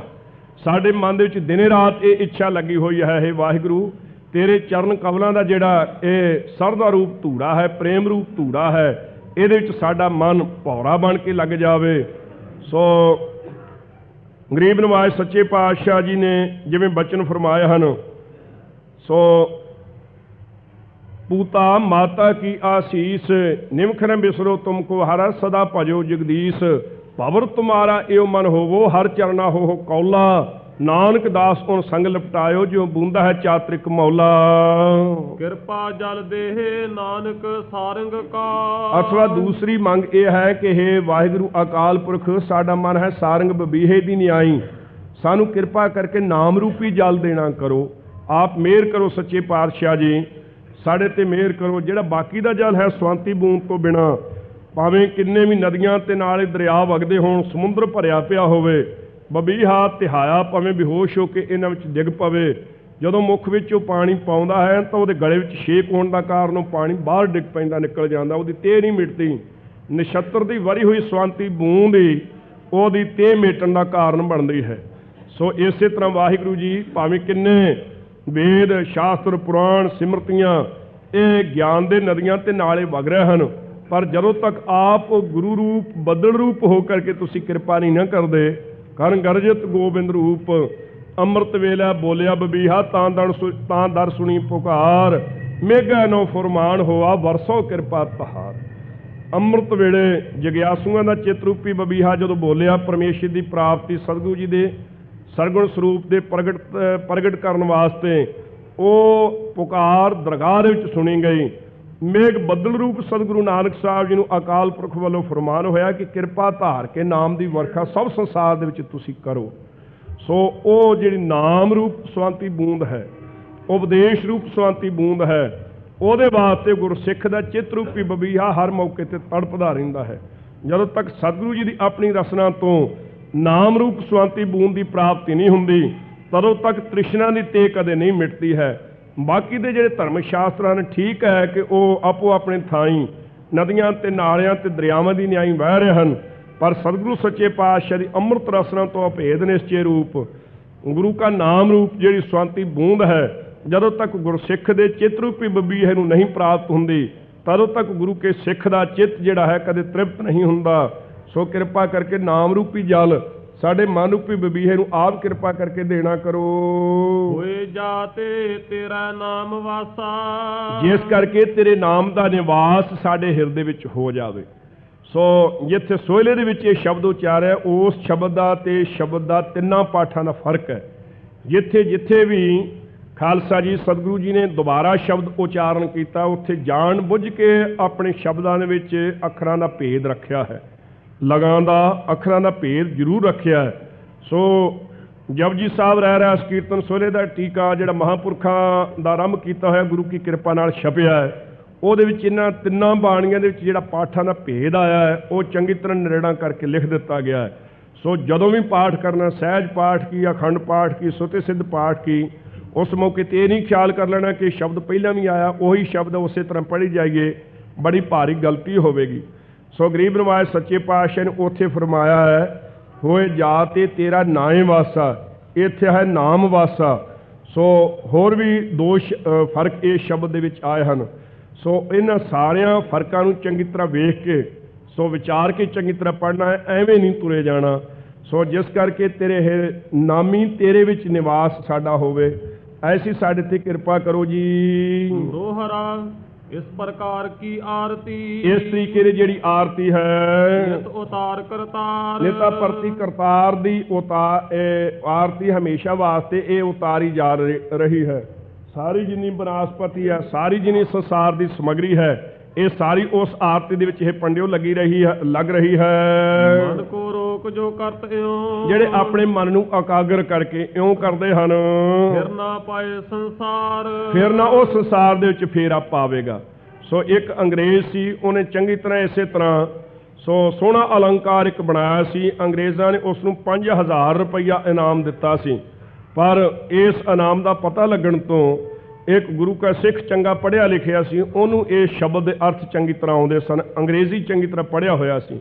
ਉਹਨੇ ਉਸ ਇਕੱਠ ਦੇ ਵਿੱਚ ਧੰਨ ਗੁਰੂ ਨਾਨਕ ਸਾਹਿਬ ਦੇ ਇਸ ਸ਼ਬਦ ਦੀ ਜਦ ਵਿਆਖਿਆ ਕਰਕੇ ਸੁਣਾਈ, ਹੈਰਾਨ ਹੋ ਗਏ ਸਾਰੇ। ਕਹਿੰਦੇ ਜਿਹੋ ਜੀ ਆਰਤੀ ਸਤਿਗੁਰੂ ਨਾਨਕ ਸਾਹਿਬ ਨੇ ਕਹੀ ਹੈ, ਉਹ ਜੀ ਇਹ ਅੰਗਰੇਜ਼ ਨਹੀਂ ਸੁਣਾ ਸਕਿਆ। ਇਹ ਸਭ ਤੋਂ ਉੱਤਮ ਗੁਰੂ ਕਾ ਸ਼ਬਦ ਹੈ। ਕਹਿੰਦੇ ਸਤਿਗੁਰੂ ਨਾਨਕ ਸਾਹਿਬ ਸੱਚੇ ਪਾਤਸ਼ਾਹ ਦੇ ਚਰਨਾਂ ਵਿੱਚ ਕੀ ਭੇਟਾ ਕਰੀਏ, ਇਹਦੀ ਪ੍ਰਸੰਨਤਾ ਵਾਸਤੇ ਤਾਂ 5000 ਦਿੱਤਾ ਹੈ। ਸਿੰਘ ਕਹਿਣ ਲੱਗਾ ਕਿ ਸਤਿਗੁਰੂ ਨਾਨਕ ਸਾਹਿਬ ਦੀ ਭੇਟਾ ਕੇਵਲ ਆਪਣਾ ਸੀਸ ਹੀ ਹੈ, ਆਪਾਂ ਸੀਸ ਹੀ ਗੁਰੂ ਕੇ ਚਰਨਾਂ ਵਿੱਚ ਭੇਟਾ ਕਰੀਏ ਤੇ ਉਹਨਾਂ ਦੀ ਸਿੱਖੀ ਗ੍ਰਹਿਣ ਕਰੀਏ, ਬਾਕੀ ਹੋਰ ਪਾਸੀ ਨਾ ਐਵੇਂ ਭੁੱਲੇ ਭਟਕਦੇ ਫਿਰੀਏ। ਗੁਰੂ ਨਾਨਕ ਸਾਹਿਬ ਦੇ ਸਿੱਖ ਤੇ ਸੇਵਕ ਬਣੀਏ ਤੇ ਉਹਨਾਂ ਦੀ ਉੱਚੀ ਸੁੱਚੀ ਬਾਣੀ ਪੜ੍ਹੀਏ, ਜਿਸ ਕਰਕੇ ਆਪਣਾ ਭਲਾ ਹੋਵੇ। ਸੋ ਇਹ ਪਵਿੱਤਰ ਸ਼ਬਦ ਐਸਾ ਮਹਾਰਾਜ ਸਾਹਿਬ ਨੇ ਉਚਾਰਨ ਕੀਤਾ ਹੈ, ਸੋ ਜਿਸ ਦੇ ਵਿੱਚ ਸਾਰੀ ਸਮੱਗਰੀ ਪਰਮੇਸ਼ਰ ਦੀ ਆਰਤੀ ਦੇ ਵਿੱਚ ਲੱਗੀ ਹੋਈ ਹੈ। ਚੌਪਈ ਸੁਣ ਕਰ ਪੰਡੇ ਬੰਦਨ ਕਰਹੀ, ਸੁਣ ਕਰਕੇ ਸਾਰੇ ਪੰਡਿਆਂ ਨੇ ਧੰਨ ਗੁਰੂ ਨਾਨਕ ਸਾਹਿਬ ਸੱਚੇ ਪਾਤਸ਼ਾਹ ਦੇ ਚਰਨਾਂ ਤੇ ਬੰਦਨਾ ਕੀਤੀ। ਹਜ਼ੂਰ ਦੀ ਆਕਰਸ਼ਣ ਸ਼ਕਤੀ ਵੀ ਹੈ ਨਾ, ਖਿੱਚ ਕੇ ਸਾਰਿਆਂ ਦੇ ਮਨ ਇਕਾਗਰ ਕਰ ਲੈਂਦੇ ਹਨ ਆਪ ਸੱਚੇ ਪਾਤਸ਼ਾਹ। ਸਾਰਿਆਂ ਪੰਡਿਆਂ ਨੇ ਬੰਦਨਾ ਕੀਤੀ। ਮਹਾਂਪੁਰਖ ਇਹ ਬਚਨ ਉਚਰਹੀ, ਮਹਾਂਪੁਰਖ ਇਹ ਬਚਨ ਉਚਰਹੀ, ਇਹ ਬਚਨ ਉਚਾਰਦੇ ਹਨ ਕਿ ਇਹ ਮਹਾਂਪੁਰਖ ਹਨ, ਇਹ ਤਾਂ ਸਤਿਗੁਰੂ ਰੂਪ ਹਨ, ਅਕਾਲ ਪੁਰਖ ਦਾ ਸਰਗੁਣ ਸਰੂਪ ਹਨ, ਇਹ ਤਾਂ ਵੱਡੇ ਪੁਰਖ ਹਨ। ਆਪਸ ਵਿੱਚ ਪੰਡੇ ਸਾਰੇ ਇਹ ਬਚਨ ਕਹਿਣ ਲੱਗੇ, ਅਹ ਸਤ ਸਭ ਇਨ ਕੋ ਕਹਿਨੋ, ਕਹਿੰਦੇ ਇਹਨਾਂ ਨੇ ਜਿਹੜਾ ਕਹਿਣਾ ਹੈ ਸਾਰੇ ਇਹ ਸੱਚੇ ਬਚਨ ਹਨ, ਜੋ ਇਹਨਾਂ ਨੇ ਕਿਹਾ ਹੈ ਇਹ ਬਚਨ ਸੱਚੇ ਹਨ। ਮਨ ਸਥਿਰ ਇੱਕ ਛਿਨ ਨਹਿ ਰਹਿਨੋ, ਕਿਉਂਕਿ ਸਾਡਾ ਮਨ ਤਾਂ ਇੱਕ ਛਿਨ ਵੀ ਕਹਿੰਦੇ ਸਥਿਤ ਨਹੀਂ ਰਹਿੰਦਾ, ਕਦੇ ਟਿਕਦਾ ਹੀ ਨਹੀਂ ਹੈ। ਹੋਏ ਦਿਵਸ ਤਹਿ ਰਾਖਿਓ ਡੇਰਾ, ਉੱਥੇ 2 ਦਿਨ ਸਤਿਗੁਰੂ ਸੱਚੇ ਪਾਤਸ਼ਾਹ ਜੀ ਨੇ ਆਪਣਾ ਡੇਰਾ ਰੱਖਿਆ। ਬਹਰੋ ਗਮਨੇ ਹੋਤ ਸਵੇਰਾ, ਫਿਰ ਸਵੇਰ ਹੁੰਦਿਆਂ ਤੋਂ ਮਹਾਰਾਜ ਸਾਹਿਬ ਸੱਚੇ ਪਾਤਸ਼ਾਹ ਨੇ ਅੱਗੇ ਚੱਲਣਾ ਕੀਤਾ। ਇੱਕ ਦੂਰ ਗੇ ਸਾਗਰ ਤੀਰਾ, ਸੋ ਖਾਲਸਾ ਜੀ ਉਸ ਮੌਕੇ ਸੋ ਇਹ ਵੀ ਸਾਖੀ ਆਉਂਦੀ ਹੈ ਉਥਾਨਕਾ ਦੇ ਵਿੱਚ ਕਿ ਜਦੋਂ ਇਹ ਆਰਤੀ ਮਹਾਰਾਜ ਸਾਹਿਬ ਜੀ ਉਚਾਰ ਰਹੇ ਸਨ, ਉਸ ਮੌਕੇ ਤੇ ਪੰਡੇ ਪਹਿਲਾਂ ਤਾਂ ਕੁਝ ਨਫ਼ਰਤ ਕਰਨ ਲੱਗੇ, ਪਰ ਉਸ ਮੰਦਰ ਦੇ ਵਿੱਚੋਂ ਆਵਾਜ਼ ਆਈ ਕਿ ਕਹਿੰਦੇ ਪੰਡਿਓ ਤੁਸੀਂ ਝੂਠ ਬੋਲਦੇ ਹੋ, ਜੋ ਗੁਰੂ ਨਾਨਕ ਸਾਹਿਬ ਜੀ ਨੇ ਕਿਹਾ ਇਹ ਠੀਕ ਇਹੀ ਆਰਤੀ ਹੈ। ਗਿਆਨੀ ਗਿਆਨ ਸਿੰਘ ਜੀ ਨੇ ਤਾਂ ਲਿਖਿਆ ਕਿ ਮੂਰਤੀ ਉਹਦੇ ਚੋਂ ਪ੍ਰਤੱਖ ਹੋ ਕੇ ਸਾਹਮਣੇ ਹੋ ਕੇ ਸੋ ਕਹਿਣ ਲੱਗੀ ਕਿ ਆਪ ਵੀ ਨਮਸਕਾਰ ਗੁਰੂ ਨਾਨਕ ਸਾਹਿਬ ਦੇ ਚਰਨਾਂ ਤੇ ਕੀਤੀ ਵਿੱਚ ਉਸ ਸ਼ਕਤੀ ਨੇ, ਔਰ ਨਾਲ ਕਿਹਾ ਕਿ ਧੰਨ ਗੁਰੂ ਨਾਨਕ ਸਾਹਿਬ ਜੀ ਜੋ ਤੁਸੀਂ ਕਹਿ ਰਹੇ ਹੋ ਇਹ ਆਰਤੀ ਠੀਕ ਹੈ। ਸਾਰੇ ਪੰਡਿਆਂ ਨੂੰ ਮੰਨਣਾ ਪਿਆ ਸੀ। ਫਿਰ ਉਹ ਜਿਹੜਾ ਥਾਲ ਸੀ ਸੋ ਉਹ ਸੋਨੇ ਦਾ ਥਾਲ ਰਾਜੇ ਵੱਲੋਂ ਜਿਹੜਾ ਆਇਆ ਸੀ, ਉਸ ਮੌਕੇ ਤੇ ਉਹ ਗੁਪਤ ਹੋਇਆ। ਪੰਡੇ ਸਾਰਿਆਂ ਨੂੰ ਰਾਜਾ ਕਹਿਣ ਲੱਗਾ ਉਹ ਥਾਲ ਕਿੱਥੇ ਲਿਆ ਕੇ ਦਿਓ। ਉਹ ਬੜੇ ਭਾਰੀ ਚਿੱਤ ਵਿੱਚ ਪਛਤਾਪ ਕਰਨ ਲੱਗੇ, ਗੁਰੂ ਨਾਨਕ ਸਾਹਿਬ ਦੀ ਸ਼ਰਨ ਪਏ। ਹਜ਼ੂਰ ਕਹਿਣ ਲੱਗੇ ਆ ਸਮੁੰਦਰ ਦੇ ਕਿਨਾਰੇ ਤੇ ਜਾ ਕੇ ਵੇਖ ਲਓ ਤੁਹਾਡਾ ਥਾਲ ਉੱਥੇ ਪਿਆ ਹੈ। ਉਹ ਥਾਲ ਲਿਜਾ ਕੇ ਰਾਜੇ ਨੂੰ ਦਿੱਤਾ। ਰਾਜੇ ਦਾ ਚਿੱਤ ਵੀ ਪ੍ਰਸੰਨ ਹੋਇਆ। ਸੋ ਹਜ਼ੂਰ ਦੇ ਚਰਨੀ ਪਿਆ। ਚਰਨੀ ਪੈਣ ਤੋਂ ਇਹਨਾਂ ਨੇ ਬੇਨਤੀ ਕੀਤੀ, ਮਹਾਰਾਜ ਇੱਥੋਂ ਦਾ ਜਲ ਬੜਾ ਭਾਰੀ ਕੌੜਾ ਹੈ, ਖਾਰੀ ਹੈ, ਆਪ ਕਿਰਪਾ ਕਰੋ। ਤਾਂ ਸਤਿਗੁਰੂ ਨਾਨਕ ਸਾਹਿਬ ਦੇ ਹੱਥ ਵਿੱਚ ਤੋਤੇ ਵਾਲਾ ਸੋਟਾ ਸੀ, ਆਸਾ ਜਿਹਨੂੰ ਕਹਿੰਦੇ ਹਨ, ਉਹ ਧਰਤੀ ਵਿੱਚ ਮਾਰ ਕੇ ਉੱਥੋਂ ਜਲ ਕੱਢਿਆ ਜਿਹੜਾ ਗੰਗਾ ਵਰਗਾ ਉਜਲ ਤੇ ਮਿੱਠਾ। ਉਹ ਬੌਲੀ ਸਾਹਿਬ ਹੈ ਸਤਿਗੁਰੂ ਨਾਨਕ ਸਾਹਿਬ ਸੱਚੇ ਪਾਤਸ਼ਾਹ ਪਵਿੱਤਰ ਯਾਦਗਾਰ ਗੁਰਦੁਆਰਾ ਸਾਹਿਬ ਬਣਿਆ ਹੋਇਆ ਤੇ ਬੌਲੀ ਸਾਹਿਬ ਹੈ ਗੁਰੂ ਕੀ। ਬਾਕੀ ਪਾਣੀ ਕਿਤੇ ਵੀ ਹੁਣ ਤੱਕ ਐਸਾ ਮਿੱਠਾ ਨਹੀਂ ਜੈਸਾ ਉਹ ਗੁਰੂ ਨਾਨਕ ਸਾਹਿਬ ਦੇ ਪਵਿੱਤਰ ਬਚਨ ਤੇ ਕਿਰਪਾ ਨਾਲ ਬੌਲੀ ਸਾਹਿਬ ਦਾ ਜਲ ਜੈਸਾ ਸੁੰਦਰ ਮਿੱਠਾ ਹੈ, ਇਹਨਾਂ ਹੋਰ ਕਿਤੇ ਮਿੱਠਾ ਨਹੀਂ। ਰਾਜਾ ਵੀ ਫਿਰ ਗੁਰੂ ਨਾਨਕ ਸਾਹਿਬ ਦਾ ਸੇਵਕ ਬਣਿਆ।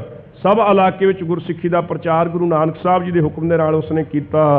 ਕਿਤਕ ਦੂਰ ਗਏ ਸਾਗਰ ਤੀਰਾ, ਸੋ ਕਿਤਨੇ ਕੁ ਦੂਰ ਤੱਕ ਸਮੁੰਦਰ ਦੇ ਕਿਨਾਰੇ ਕਿਨਾਰੇ ਗਏ। ਅਤ ਤਰੰਗ ਕੋ ਉਛਰਤ ਨੀਰਾ, ਜਿੱਥੇ ਬੜੀਆਂ ਭਾਰੀ ਤਰੰਗ ਲਹਿਰਾਂ ਦਾ ਪਾਣੀ ਉਛਲ ਰਿਹਾ ਸੀ ਵੱਡਾ ਵੱਡਾ। ਪੁਨ ਤਟ ਬੈਠੇ ਕਿਰਪਾ ਨਿਧਾਨਾ, ਫਿਰ ਕਿਰਪਾ ਦੇ ਖਜ਼ਾਨੇ ਗਰੀਬ ਨਵਾਜ਼ ਸੱਚੇ ਪਾਤਸ਼ਾਹ ਮਹਾਰਾਜ ਸਾਹਿਬ ਜੀ ਉੱਥੇ ਆਪ ਕਿਨਾਰੇ ਤੇ ਬੈਠ ਗਏ। ਗਾਵਨ ਲੱਗਾ ਸ਼ਬਦ ਮਰਦਾਨਾ, ਭਾਈ ਮਰਦਾਨੇ ਨੂੰ ਹੁਕਮ ਕੀਤਾ। ਭਾਈ ਮਰਦਾਨਾ ਸ਼ਬਦ ਗਾਉਣ ਲੱਗਾ। ਉੱਚੀ ਸੁਰ ਸੋ ਔਰ ਹਰ ਖਾਇਓ, ਉੱਚੀ ਉੱਚੀ ਸੁਰ ਦੇ ਨਾਲ ਹਿਰਦੇ ਚ ਡਾਢਾ ਪ੍ਰਸੰਨ ਹੋ ਕਰਕੇ ਗਾਉਣ ਲੱਗਾ ਖੁਸ਼ੀ ਦੇ ਨਾਲ।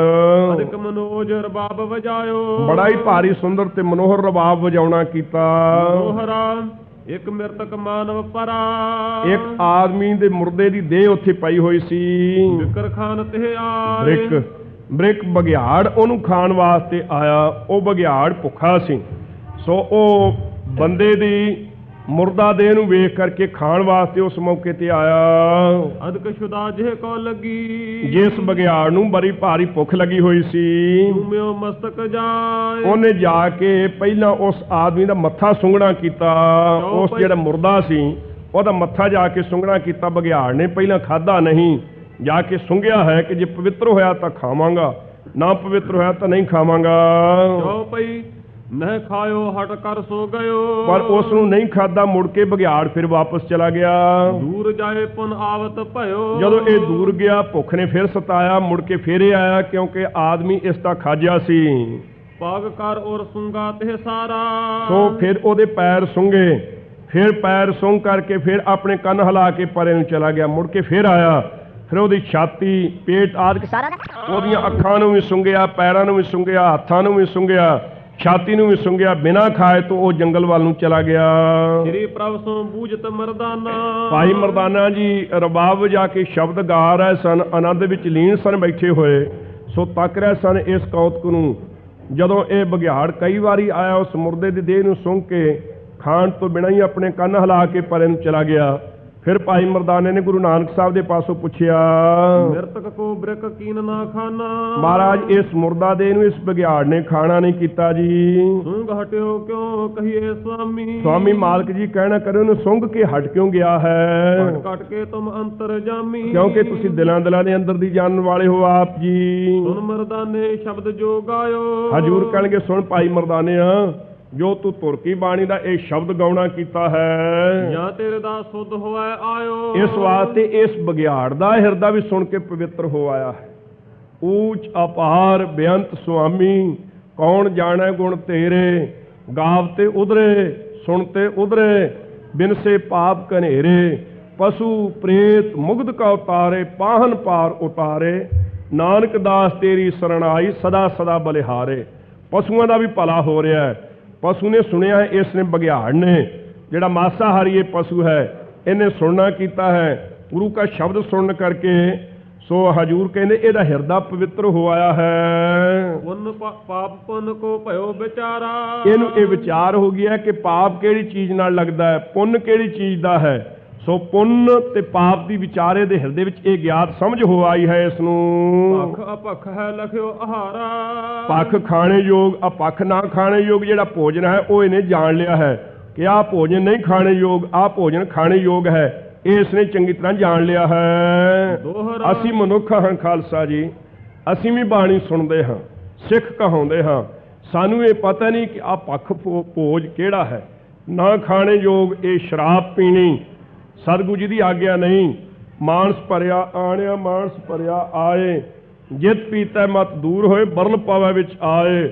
ਆਪਣਾ ਭਰਾ ਨਾ ਪਛਾਣੇ ਖਸਮੋਂ ਧੱਕੇ ਖਾਏ, ਜਿਤ ਪੀਤਾ ਖਸਮ ਵਿਸਰੈ ਦਰਗਾ ਮਿਲਾ ਸਜਾਏ। ਝੂਠਾ ਮਦ ਮੂਲ ਨਾ ਪੀਚੈ ਜੇ ਕਾ ਪਾਰ ਵਸਾਏ। ਜਿਸ ਕਰਕੇ ਦਰਗਾਹ ਵਿੱਚ ਧੱਕੇ ਪੈਣੇ ਨੇ, ਪਰਮੇਸ਼ਰ ਵੱਲੋਂ ਬੁਰੀ ਹਾਲਤ ਸਾਡੀ ਹੋਣੀ ਹੈ। ਸੋ ਉਸ ਝੂਠੀ ਸ਼ਰਾਬ ਨੂੰ ਕਦੇ ਵੀ ਨਹੀਂ ਪੀਣਾ। ਤੀਸਰੇ ਪਾਤਸ਼ਾਹ ਸ੍ਰੀ ਮੁਖਵਾਕ ਹਨ, ਪਰ ਅਸੀਂ ਸੁਣਾ ਕੇ ਫਿਰ ਵੀ ਕੋਈ ਭਾਗਾਂ ਵਾਲਾ ਬਚਿਆ ਹੋਇਆ ਹੈ।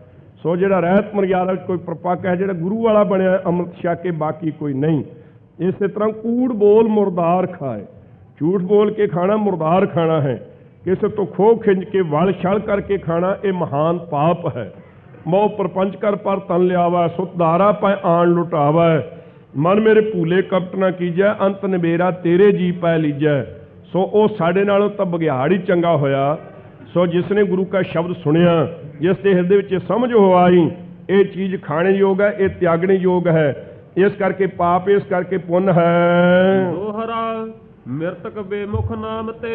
ਜਿਹੜਾ ਇਹ ਮਰਿਆ ਹੋਇਆ ਸੀ ਇਹ ਪਰਮੇਸ਼ਰ ਦੇ ਨਾਮ ਤੋਂ ਬੇਮੁਖ ਹੈ। ਇਹਨੂੰ ਆਪਣੀ ਅੰਤਰਜਾਮਤਾ ਤਾਂ ਹੋ ਗਈ ਬਘਿਆੜ ਨੂੰ, ਕੇਵਲ ਇੰਨੀ ਨਹੀਂ, ਗੁਰੂ ਕਾ ਸ਼ਬਦ ਸੁਣ ਕਰਕੇ ਇਹ ਵੀ ਪਤਾ ਲੱਗ ਗਿਆ ਕਿ ਜਿਹੜਾ ਮਰਿਆ ਹੋਇਆ ਹੈ ਇਹਨੇ ਇੱਕ ਸਰੀਰਕ ਤੌਰ ਤੇ ਕੋਈ ਚੰਗਾ ਕੰਮ ਕੀਤਾ ਹੈ ਕਿ ਨਹੀਂ। ਕਦੇ ਪੈਰਾਂ ਨਾਲ ਤੁਰ ਕੇ ਸੰਗਤ ਵੱਲ ਗਿਆ ਹੈ, ਕਦੇ ਅੱਖਾਂ ਨਾਲ ਸਾਧ ਸੰਗਤ ਦੇ ਦਰਸ਼ਨ ਕੀਤੇ ਨੇ, ਕਦੇ ਜ਼ਬਾਨ ਨਾਲ ਇਹਨਾਂ ਪਰਮੇਸ਼ਰ ਦਾ ਨਾਮ ਲਿਆ ਹੈ, ਹਿਰਦੇ ਦੇ ਵਿੱਚ ਕਦੇ ਪਰਮੇਸ਼ਰ ਦਾ ਨਾਮ ਨੂੰ ਵਸਾਇਆ ਹੈ। ਪੈਰਾਂ ਨਾਲ ਤੁਰ ਕੇ ਸੰਗਤ ਵੱਲ ਗਿਆ ਹੈ, ਹੱਥਾਂ ਨਾਲ ਕਦੇ ਧਰਮ ਦੀ ਕਿਰਤ ਪਰਉਪਕਾਰ ਕੋਈ ਨੇਕੀ ਕੀਤੀ ਹੈ ਕਿ ਨਹੀਂ। ਸਗੋਂ ਇਸ ਮੁਰਦੇ ਦੇ ਜੀਵਨ ਦਾ ਵੀ ਇਹਨੂੰ ਪਤਾ ਲੱਗ ਗਿਆ ਹੈ ਕਿ ਇਸ ਨੇ ਮਿਰਤਕ ਨੇ ਮਿਰਤਕ ਬੇਮੁਖ ਨਾਮ ਤੇ। ਇਹ ਪਰਮੇਸ਼ਰ ਦੇ ਨਾਮ ਤੋਂ ਬੇਮੁਖ ਹੀ ਰਿਹਾ ਹੈ। ਕੀਨੋ ਸਤ ਸੰਗ। ਇਸ ਵਾਸਤੇ ਦੀ ਜ਼ਬਾਨ ਨੂੰ ਤੇ ਮੂੰਹ ਨੂੰ ਨਹੀਂ ਇਹਨੇ ਖਾਧਾ, ਤੇ ਸਰੀਰਕ ਤੌਰ ਤੇ ਸਤ ਸੰਗਤ ਨਹੀਂ ਕੀਤੀ, ਇਹਦਾ ਸਰੀਰ ਅਪਵਿੱਤਰ ਰਿਹਾ ਹੈ। ਅੱਖ ਨਾ ਦਰਸਿਓ ਸੰਤ ਕਬ। ਕਦੇ ਵੀ ਸਾਧ ਸੰਗਤ ਦੇ ਦਰਸ਼ਨ ਇਹਨਾਂ ਅੱਖਾਂ ਦੇ ਨਾਲ ਨਹੀਂ ਕੀਤੇ। ਨੈਣ ਨਾ ਦੇਖੈ ਸਾਧ ਸੇ ਨੈਣ ਬਿਹਾਲਿਆ।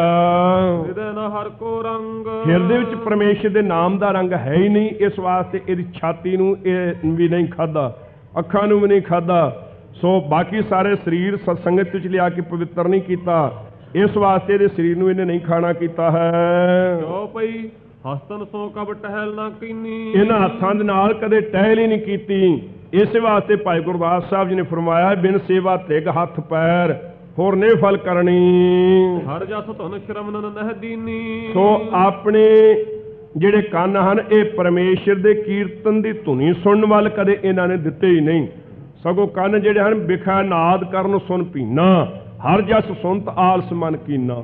ਵਿਸ਼ੇ ਵਿਕਾਰਾਂ ਦੀਆਂ ਗੱਲਾਂ ਸੁਣ ਕੇ ਕੰਨ ਭਿੱਜ ਜਾਂਦੇ, ਰਸੀਲੇ ਹੋ ਜਾਂਦੇ ਆ, ਝੱਟ ਉਧਰ ਨੂੰ ਕੰਨ ਚਲੇ ਜਾਂਦੇ ਆ ਵਿਕਾਰਾਂ ਦੀਆਂ ਤੇ ਗੰਦੇ ਰੇਡੀਓ ਦੀਆਂ ਇਹ ਗੰਦੇ ਗਾਣੇ ਸੁਣਨ ਵਾਸਤੇ। ਪਰ ਗੁਰੂ ਕਾ ਕੀਰਤਨ ਹੋ ਰਿਹਾ ਹੋਵੇ, ਗੁਰੂ ਕੀ ਬਾਣੀ ਦਾ ਪਾਠ ਹੁੰਦਾ ਹੋਵੇ, ਉਸ ਪਾਸੇ ਵੱਲ ਕੰਨ ਕਦੇ ਗਏ ਹੀ ਨਹੀਂ। ਸੋ ਆਪਣੇ ਕੰਨਾਂ ਨੂੰ ਸੋ ਕਰਨ ਨਾ ਸੁਣਈ ਨਾਦ ਕਰਨ ਮੁੰਦ ਘਾਲਿਆ। ਪਰਮੇਸ਼ਰ ਦਾ ਜਸ ਸੁਣਨ ਵੱਲ ਕੰਨਾਂ ਨੂੰ ਕਦੇ ਇਸ ਨੇ ਦਿੱਤਾ ਹੀ ਨਾ। ਜਾਣੇ ਸਭੈ ਅੰਗ ਅਪਵਿੱਤ। ਇਹਨੇ ਜਾਣ ਲਿਆ ਕਿ ਸਾਰੇ ਇਹਦੇ ਅੰਗ ਅਪਵਿੱਤਰ ਹਨ। ਇਸ ਖਾਵਨ ਤੇ ਹੋਏ ਅਦੋਗਤ। ਇਸ ਨੂੰ ਖਾਣ ਤੋਂ ਮੈਂ ਹੋਰ ਵੀ ਅਦੋਗਤੀ ਨੂੰ ਜਾਵਾਂਗਾ। ਅੱਗੇ ਪਾਪਾਂ ਕਰਕੇ ਮਾਸਾਹਾਰੀ ਜਾਨਵਰ ਬਣਿਆ ਹੋਇਆ, ਜੇ ਪਾਪੀ ਦੇ ਸਰੀਰ ਨੂੰ ਖਾ ਲਿਆ ਤਾਂ ਹੋਰ ਅਧੋਗਤੀ ਨੂੰ ਜਾਵਾਂਗਾ ਮੈਂ। ਜਾਂ ਤੇ ਤਜੋ ਸੁਨੋ ਮਰਦਾਨਾ। ਇਸ ਵਾਸਤੇ ਭਾਈ ਮਰਦਾਨਾ ਜੀ ਸੁਣੋ, ਇਹਨੇ ਛੱਡ ਦਿੱਤਾ ਇਸ ਦੇ ਤਾਂ ਹੀ। ਬਿਨਾ ਨਾਮ ਕਬ ਨਹਿ ਕਲਿਆਣਾ। ਬਿਨਾ ਨਾਮ ਤੋਂ ਕਦੇ ਵੀ ਕਿਸੇ ਦੀ ਕਲਿਆਣ ਨਹੀਂ ਹੋਣੀ ਹੈ। ਨਿਸਫਲ ਨਰ ਸਰੀਰ ਹੈ ਸੋਈ। ਉਸ ਮਨੁੱਖ ਦਾ ਸਰੀਰ ਨਿਸਫਲ ਹੈ ਜਿਨ ਕਬਹੂ ਸਤ ਸੰਗ ਨਾ ਜੋਈ। ਜਿਨ੍ਹਾਂ ਨੇ ਕਦੇ ਵੀ ਸਾਧ ਸੰਗਤ ਦੇ ਦਰਸ਼ਨ ਵੇਖੇ ਨਹੀਂ, ਕਦੇ ਸੰਗਤ ਵਿੱਚ ਚੱਲ ਕੇ ਆਏ ਨਹੀਂ ਹਨ। ਨਾਮ ਜਪਨ ਨਰ ਜਗ ਮੈਂ ਆਇਓ। ਕਿਉਂਕਿ ਸੰਸਾਰ ਵਿੱਚ ਆਦਮੀ ਆਇਆ ਹੀ ਪਰਮੇਸ਼ਰ ਦਾ ਸਿਮਰਨ ਭਜਨ ਕਰਨ ਵਾਸਤੇ ਹੈ। ਭਈ ਪ੍ਰਾਪਤ ਮਾਨਕ ਦੇਵਰੀਆ ਗੋਬਿੰਦ ਮਿਲਣ ਕੀਏ ਤੇਰੀ ਬਰੀਆ। ਅਵਰ ਕਾਜ ਤੇਰਾ ਕਿਤਨਾ ਕਾਮ ਮਿਲ ਸਾਧ ਸੰਗਤ ਭਜ ਕੇਵਲ ਨਾਮ। ਭੁੱਲਿਓ ਤਾਹੇ ਵਿਸ਼ੈ ਲਪਟਾਇਓ। ਪਰ ਉਸ ਪਰਮੇਸ਼ਰ ਦੇ ਨਾਮ ਨੂੰ ਇਹ ਤਾਂ ਭੁੱਲ ਕਰਕੇ ਵਿਸ਼ੇ ਵਿਕਾਰਾਂ ਵਿੱਚ ਹੀ ਫਸ ਗਿਆ, ਲਪਟ ਗਿਆ। ਸੁਣ ਕੈ ਨਮੋ ਕੀਨ ਮਰਦਾਨੇ ਸੁਣ ਕਰਕੇ ਭਾਈ ਮਰਦਾਨੇ ਨੇ ਨਮਸਕਾਰ ਕੀਤੀ। ਧੰਨ ਪ੍ਰਭੂ ਸੱਚ ਕਰਤ ਬਖਾਨੇ ਧੰਨ ਹੋ ਸਤਿਗੁਰੂ ਸੱਚੇ ਪਾਤਸ਼ਾਹ ਮਹਾਰਾਜ ਸਾਹਿਬ, ਤੁਸੀਂ ਸੱਚਾ ਬਚਨ ਕਹਿ ਰਹੇ ਹੋ। ਧੰਨ ਸਤਿਗੁਰੂ ਜੀ, ਤੁਸੀਂ ਧੰਨ ਤੁਹਾਡੀ ਬਾਣੀ, ਧੰਨ ਤੁਹਾਡਾ ਕੀਰਤਨ, ਕੀਰਤਨ ਨਿਰਮੋਲ ਹੀਰਾ, ਆਨੰਦ ਗੁਣੀ ਗਹੀਰਾ। ਧੰਨ ਹੋ ਸੱਚੇ ਪਾਤਸ਼ਾਹ। ਤਾਈਂ ਹਜੂਰ ਦੇ ਬਾਰੇ ਸ੍ਰੀ ਮੁਖਵਾਕ ਹਨ ਸਤਿਗੁਰੂ ਜੀ ਵੱਲੋਂ, ਮੈਂ ਮੂਰਖ ਕੀ ਕੇਤਕ ਬਾਤ ਹੈ, ਕੋਟ ਪਰਾਧੀ ਤਰਿਆਰੇ। ਗੁਰੂ ਨਾਨਕ ਜਿਨ ਸੁਣਿਆ ਪੇਖਿਆ, ਸੇ ਫਿਰ ਗਰਭਾਸ ਨਾ ਪਰਿਆਰੇ। ਆਪਾਂ ਵੀ ਗੁਰੂ ਕੀ ਸੰਗਤ ਵਿੱਚ ਜੁੜਿਆ ਕਰੀਏ, ਗੁਰੂ ਕੇ ਕਥਾ ਕੀਰਤਨ ਸੁਣਿਆ ਕਰੀਏ, ਬਾਣੀ ਪੜ੍ਹਿਆ ਕਰੀਏ, ਅੰਮ੍ਰਿਤ ਛਕੀਏ, ਕੁਰੀਤੀਆਂ ਛੱਡੀਏ, ਨਾ ਖਾਣ ਯੋਗ ਚੀਜ਼ਾਂ ਦਾ ਤਿਆਗ ਕਰੀਏ, ਆਪਣੇ ਨੇਤਰਾਂ ਨੂੰ ਗੁਰੂ ਕੇ ਦਰਸ਼ਨ ਕਰਕੇ ਸਫਲੇ ਕਰੀਏ, ਹੱਥਾਂ ਨਾਲ ਧਰਮ ਦੀ ਕਿਰਤ ਵੰਡ ਕੇ ਛਕੀਏ, ਜਿਸ ਕਰਕੇ ਸਾਡਾ ਵੀ ਲੋਕ ਪਰਲੋਕ ਦੇ ਵਿੱਚ ਭਲਾ ਸਤਿਗੁਰੂ ਸੱਚੇ ਪਾਤਸ਼ਾਹ ਜੀ ਕਰਨ। 2 ਤਰੀਕ ਵਾਲੇ ਦਿਨ ਇੱਥੇ ਅੰਮ੍ਰਿਤ ਪ੍ਰਚਾਰ ਹੋ ਰਿਹਾ ਹੈ, ਸੋ ਭਾਗਾਂ ਵਾਲਿਓ ਗੁਰੂ ਕਾ ਅੰਮ੍ਰਿਤ ਛਕੋ, ਨਹੀਂ ਤਾਂ ਸਾਡੀ ਮੁਰਦਾ ਦੇਹ ਨੂੰ 12 ਯੋਜਨ ਛਤਰ ਚਲਾ ਥਾ, ਦੇਹੀ ਗਿਰਜ ਨਾ ਖਾਈ।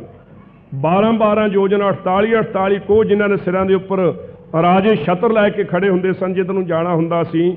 ਛਤਰੀ ਕੀ ਛਾਇਆ ਕਈ ਕੋਸ ਲੋ ਚਲਤ ਹੈ, ਉਹਨਾਂ ਦੀਆਂ ਦੇਹਾਂ ਨੂੰ ਸਿਮਰਨ ਭਜਨ ਤੋਂ ਬਿਨਾਂ ਕਾਵਾਂ ਕੁੱਤਿਆਂ ਨੇ ਵੀ ਨਹੀਂ ਖਾਧਾ। ਸਾਡੀ ਕੀ ਹਾਲਤ ਹੋਵੇਗੀ ਜੇ ਅਸੀਂ ਸਿਮਰਨ ਭਜਨ ਨਾ ਕਰਾਂਗੇ, ਗੁਰੂ ਵਾਲੇ ਨਾ ਬਣਾਂਗੇ। ਇਸ ਵਾਸਤੇ ਨਗੁਰੇ ਪੁਣੇ ਦੀ ਝੂਠ ਲਾਓ। ਸਿੰਘ ਨਾਮ ਵਾਲੇ ਜਿਹੜੇ ਦਾੜੀਆਂ ਮੁੰਦੇ ਤੇ ਤੰਬਾਕੂ ਚੱਬਦੇ ਹਨ, ਇਸ ਤੋਂ ਵੱਡਾ ਕੋਈ ਪਾਪ ਕਲਯੁਗ ਦੇ ਵਿੱਚ ਨਹੀਂ ਹੈ। ਇਸ ਤੋਂ ਬਚਣ ਵਾਸਤੇ ਅੰਮ੍ਰਿਤ ਛਕ ਕੇ ਗੁਰੂ ਕੀ ਕਿਰਪਾ ਦੇ ਪਾਤਰ ਬਣੀਏ। ਸੁਨ ਕੈ ਨਮੋ ਕੀਨ ਮਰਦਾਨੇ, ਧੰਨ ਪ੍ਰਭੂ ਸੱਚ ਕਰਤ ਬਖਾਨੇ। ਵਾਹਿਗੁਰੂ ਜੀ ਕਾ ਖਾਲਸਾ, ਵਾਹਿਗੁਰੂ ਜੀ ਕੀ ਫਤਿਹ।